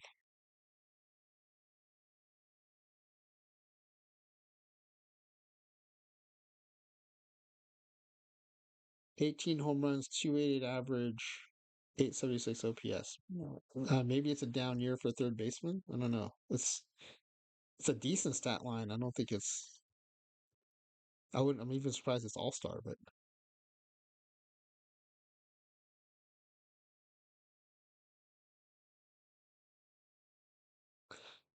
all right. So let's see what happens in the All Star game. Oh yeah, sorry. I keep forgetting this. When you sim to the All Star game announcements, well, sorry. So now I have to sim to the All Star game. So it's just a quick sim, and we lost to the Angels. Huh. All right. We're not going to win them all. All right, let's quick play the All-Star game. See what the Mariners do in it, especially our new Mariners. Wow, Greg Maddux, 13-1, 2.32 ERA coming in. It also is weird seeing him represent the AL. All-Star MVP, Ken Griffey Jr. I like that. Box score looks like pretty comfortable lead after the fifth. All right, let's see how the A-Rod started. Went 0 for 4. Yeah, I'm not a huge A-Rod fan, so I'm not mad at that. Junior, 2 for 2. 2 runs, 2 RBI. 2 home runs. Nice. Buhner pinch hit, went 0 for 1. There's Russ Davis. He must be a defensive sub because he did not get an at bat or a plate appearance. And then pitching, Maddox started, 1 run, 1 hit allowed. Randy Johnson one walk in one inning, and then Trevor Hoffman, clean inning with two strikeouts. All right.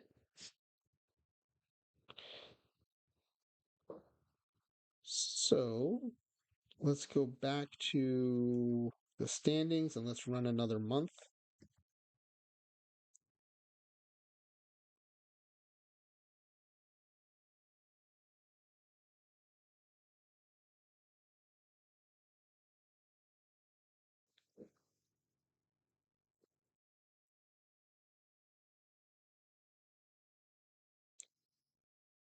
11-game quality outing streak by Greg Maddux, and an 8-game RBI streak by Ken Griffey Jr.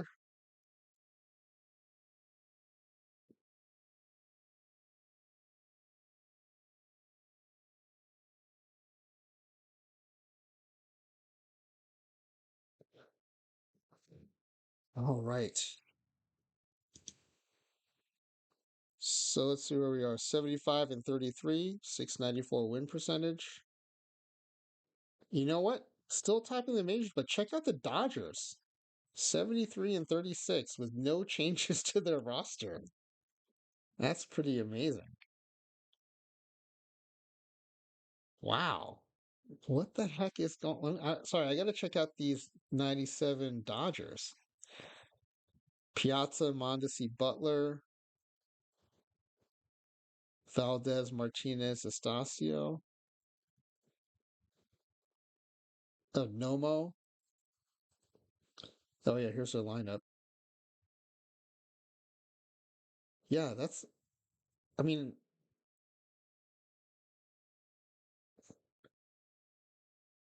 I look at this roster and it's good, but I don't think if it's like game crushing, but man, they're crushing it. And they didn't even get one of these 4 or 5 treatments to their team.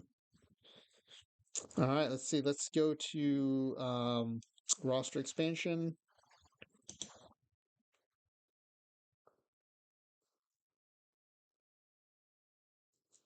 Yeah, we keep hovering just below 700 win percentage.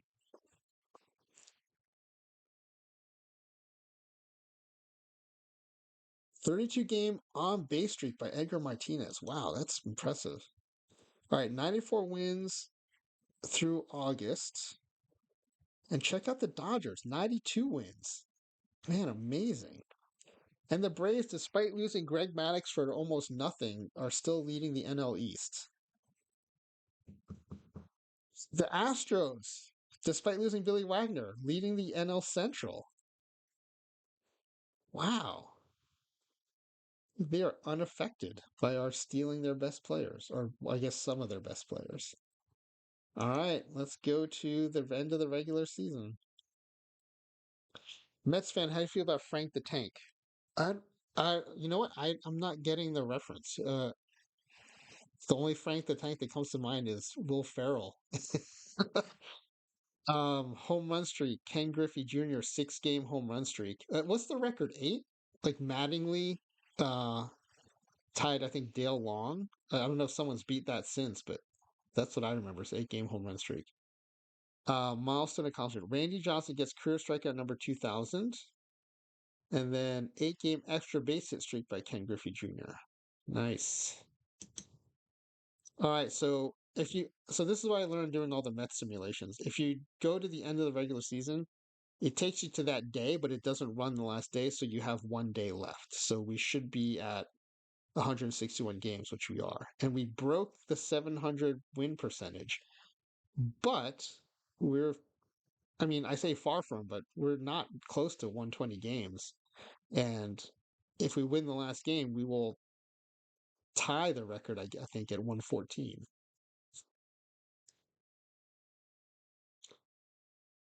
Oh, Barstool Sports, Frank Fleming. Yeah, I'm not familiar at all with any sports stuff.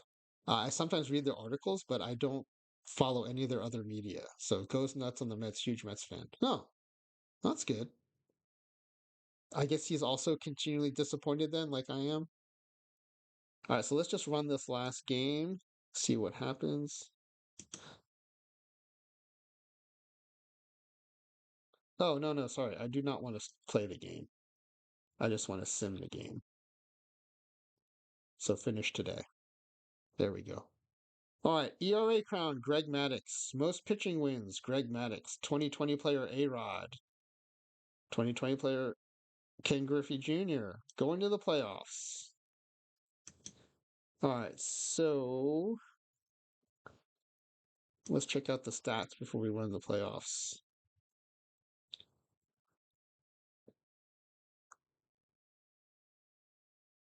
Why did Moyer? Oh, this okay. I think the AI has switched to postseason mode because Jamie Moyer is now in the pen, and I know they're running a five man rotation before, so this must be the postseason setup. Um, which I'm fine with him going to the pen. It was going to be him or Facero anyway. Maddox 24-1, 2.17 ERA, 0.87 WHIP. Wow. Let's see. Pedro 23-5, 317 strikeouts from Pedro. That's awesome. 310 strikeouts from Randy Johnson. Wow. I wonder if there's some like synergistic effect of having two like strikeout pitchers. Because even Maddox at 207, I think that's high for him, um, on the higher end for him too. So I wonder if there's some kind of mechanism in the game where if you have a bunch of strikeout pitchers, it helps. I don't know. Even Facero coming out with 189 strikeouts. All right. And then let's check out the batters real quick.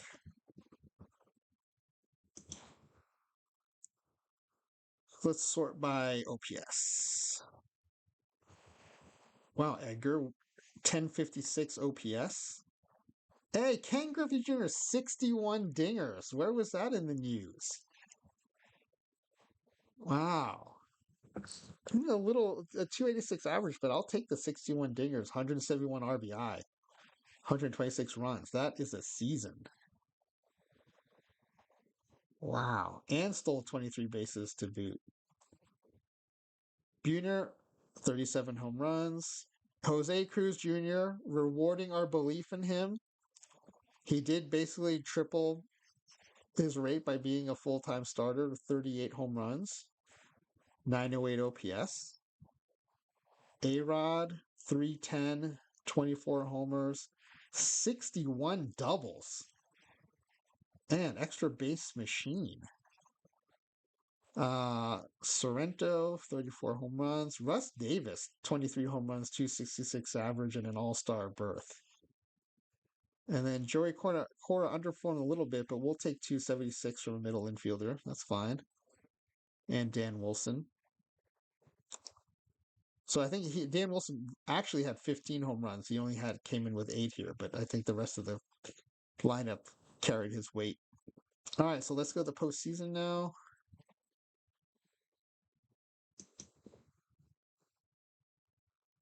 Oh wait, we have to go to.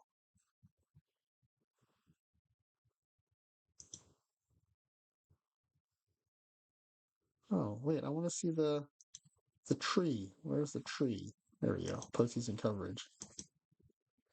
All right, so 3-1, a win over the Orioles for the Mariners in the division series. And who else is with the Yankees sweep the White Sox? The Dodgers. Man, the unenhanced Dodgers sweep the Pirates, and the Astros without Billy Wagner 3-1 over the Braves without Maddox. All right, let's sim the next round. Oops.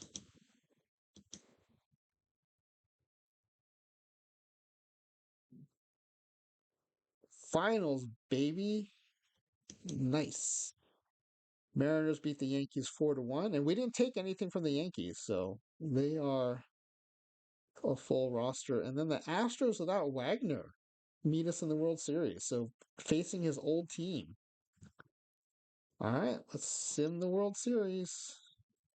Maybe we'll go one game at a time on this one.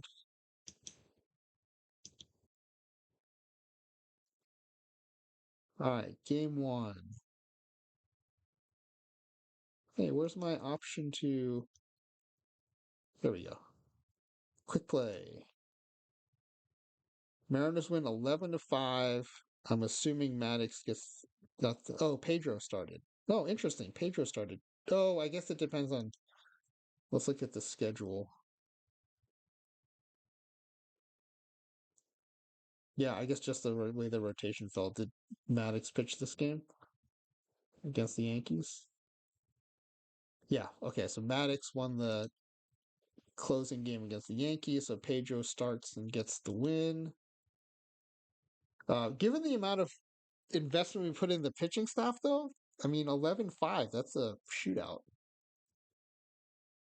All right.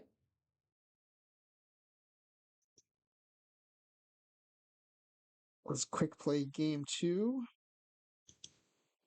Ooh, we lose 5-1. Bagwell hitting a home run and Randy Johnson getting the loss. Ooh, look at that graph too. Those is not in doubt. Yep, they jumped ahead 4-0 in the fourth, and that was it. Were they all earned runs? 5 runs, 5 earned off of Randy Johnson. All right, good for the Astros. All right. Travel day in Seattle. Facero against Shane Reynolds. Ooh, we lose again. Pitchers duel 2-1. Well, maybe not a pitch. Well, pitchers duel till the end. Astros get 2 in the top of the ninth, and we only get 1 in the bottom. All right. I don't like being down 2-1. We've got Garcia against Maddox. And we win 8-6. Again, another high scoring game considering how much we put in the pitchers here. All right. And here's the end of the homestand. Another loss, 5-3. Pedro taking the L, despite a home run by Junior.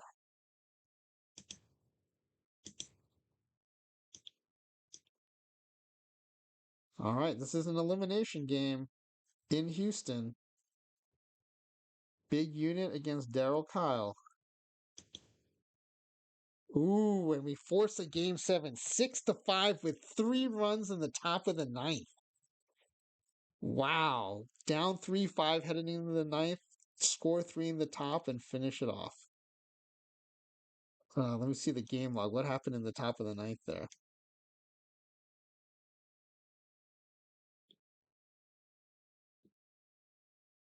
Top 9. Dan Wilson grounds out. Paul Sorrento pinch hitting grounds out. 2-out single by A-Rod. Pitching change. 2-out, another 2-out single by Joey Cora. 3-run home run by Edgar Martinez. Hero ball. All right. Edgar forces the game 7. All right, here we go. Game 7. Facero against Shane Reynolds.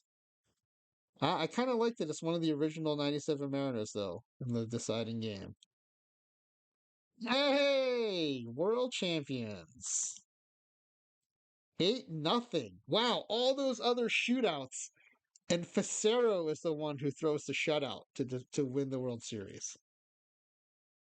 I like it. I like that it's an original 97 Mariner that throws the shutout to win the World Series. All right, the only thing left to do now is the postseason awards. Hello, Hellbound Demon. Welcome. We are doing a sim of the 97 Mariners with a bunch of players we added by forcing 4 trades. So let's go to the tree. Let me get a screenshot of this.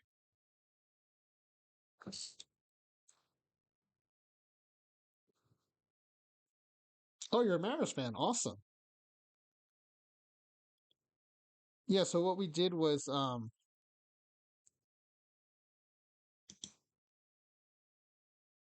the way I set this game up is you can do you take a team that didn't win a World Series that you like, and then do any one of these treatments to it. So you can either add any All Star from baseball history and one of their non All Star teammates, or you can add three teammates from any given year of that franchise's history. So any three Mariners from a given year we could have brought in. I chose force four trades. So from the 97 season, we forced any four preseason trades we wanted.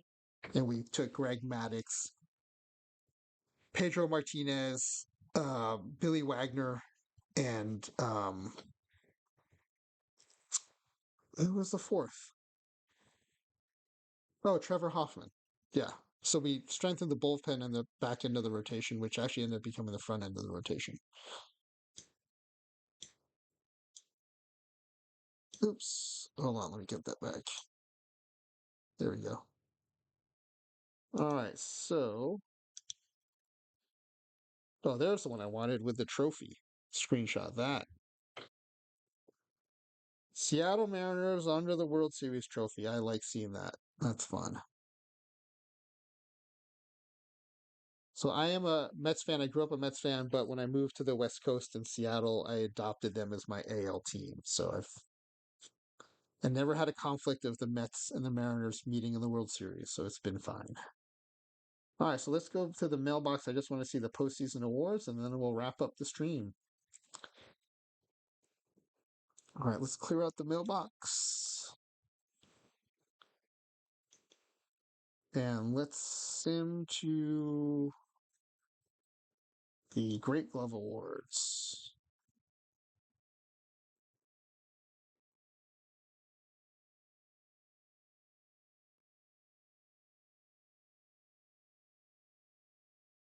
Oh yeah, you know what? I also want to look at the postseason stats, just kind of see um, who was rocking it.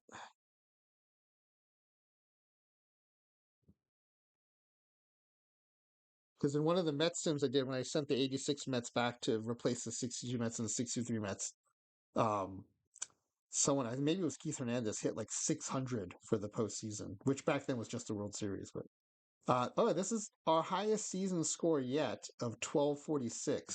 So let me screenshot that. I think like as we do more of these, I want to see like how high can we push that score too. Especially if we have like guests do it. So you currently play MLB The Show 24. I was curious what other baseball games are out there.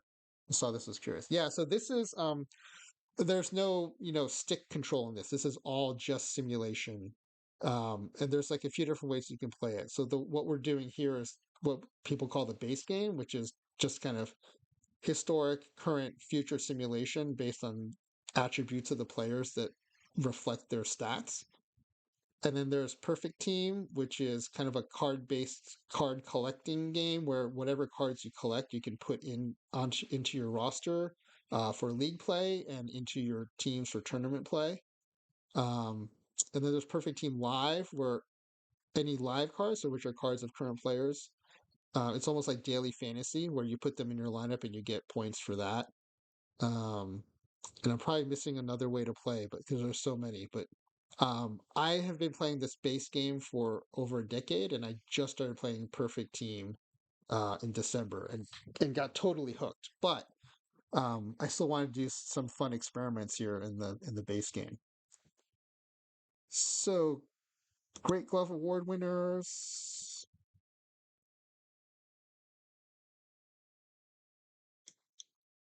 Here we go. Let's see. Now, oh, sorry, American League. Did any Mariners win? No. And we didn't bring anyone into the lineup, so that's not unexpected. Although I guess there's a chance that Griffey would have won, but not surprised, not disappointed. So let's move on to reliever of the year.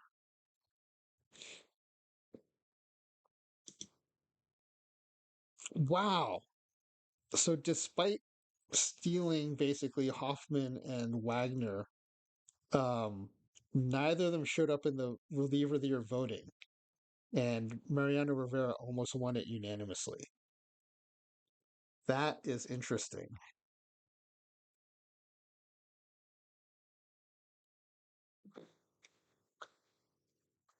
But we do know that the investments in Pedro and Maddox definitely paid off, so we should see some of that in the Cy Young voting. All right, Platinum Stick Awards. A-Rod at shortstop, Ken Griffey Jr. at center field. None of that was really affected by our transactions, though, so it's good to see them doing well. All right, and then Sim to Rookie of the Year awards. Look at that. I'm glad we had faith in him and kept him around. So Jose Cruz Jr., who we thought about replacing with Barry Bonds, but we kept him around so we can get another pitcher. He has rewarded our faith with a Rookie of the Year award. Unanimous. 28 first place votes.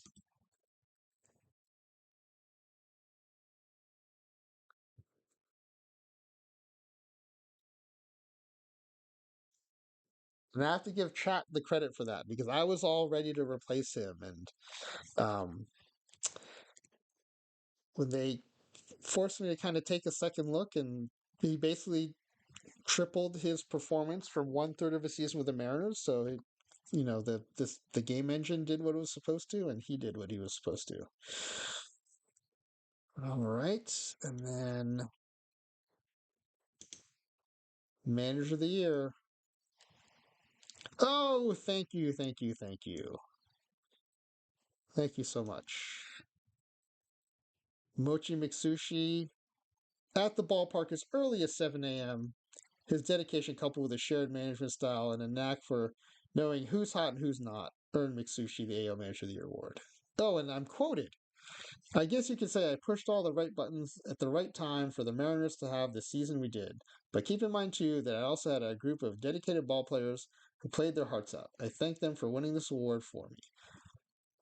Also, you should probably recognize our GM who pulled off 4 amazing trades to make this happen.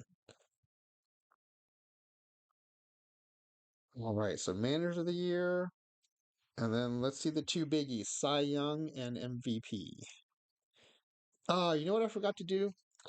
I always like to take pitchers out of the running for the MVP award because I feel like they have their own award. I want to see who kind of comes out on top on the offensive side.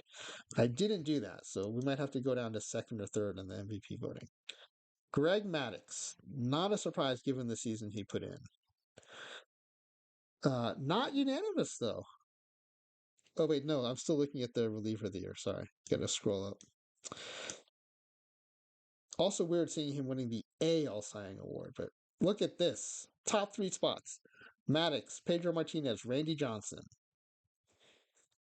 But Maddox wins unanimously on first place votes. Like that. So that I think we pulled the right moves on the starting pitcher side for sure, getting Maddox and Pedro. All right, and then because he was so dominant, I think he's probably going to end up getting the MVP award too. No, Griffey! Congratulations, Junior. Awesome. I like seeing that. Not unanimous. Maddox actually got more first place votes. But yeah, so if you take Maddox out, it's Griffey edging out Frank Thomas and Mark McGwire. Well, 61 home run season will do it, I guess.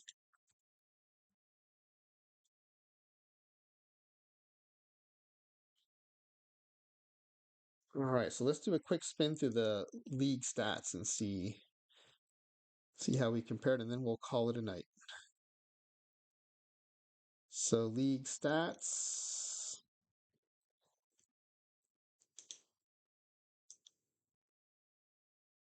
There we go. And the default is always combined, which I don't know why they do that. So I'm gonna. Ugh. Sorry, I'm so used to doing the Mets sims that I keep going to the National League. All right. Wow, Frank Thomas, 356. Quite a ways ahead of Edgar Martinez for our Mariners at 337. Uh, Junior had 61 dingers, but McGuire had 64. So 61 only gets you second place this season. 171 RBI, beating out Joey Bell.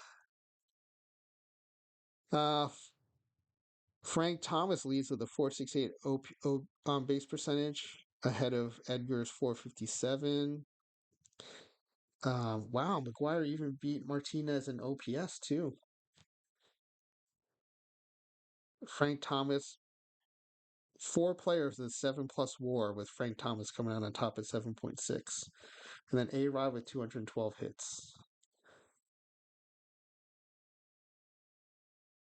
A-Rod second in doubles with 61.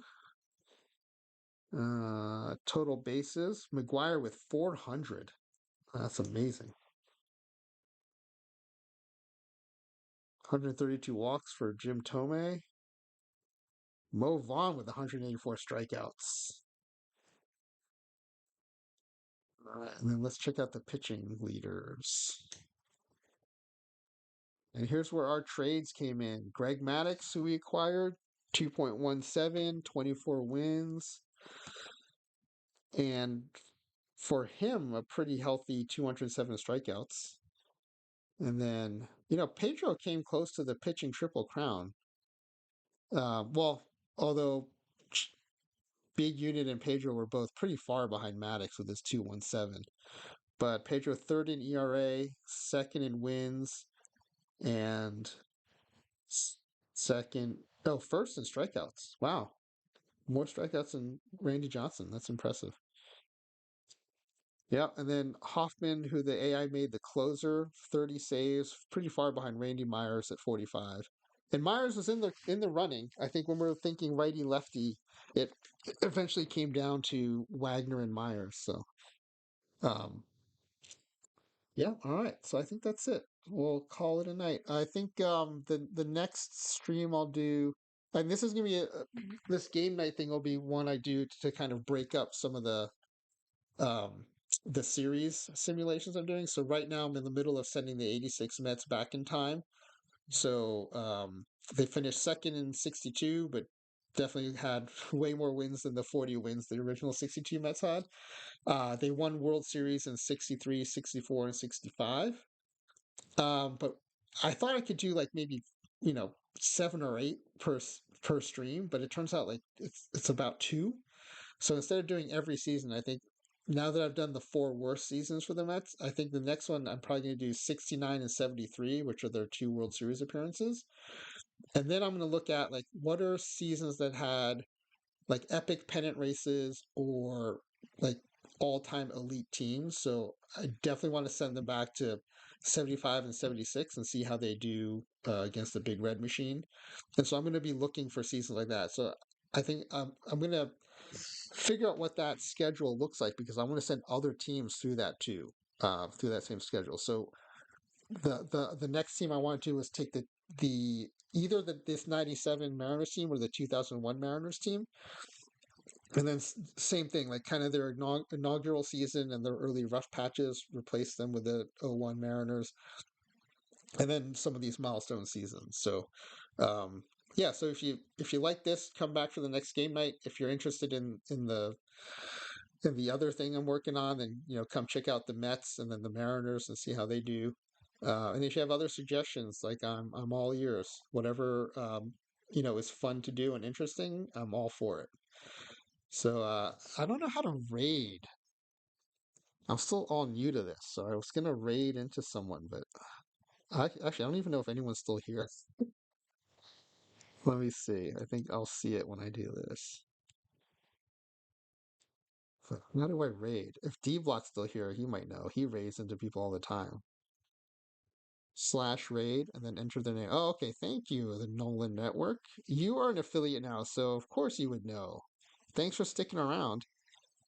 Let me see if there is anyone on. Oh, there's still 78 people on here. Well, 78 people and bots on here. All right, let me see who is streaming the part 25 right now.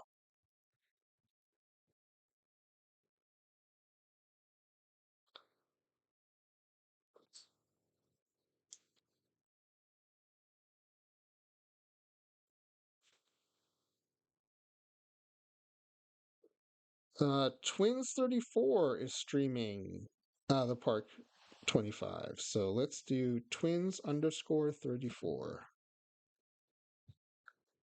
All right, so I'm gonna see if I get this right here. Slash raid twins_34. All right. Have a good night, everybody.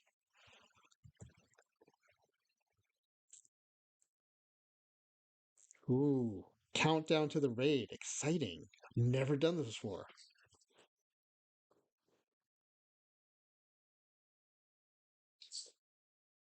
Oh, then I click raid now.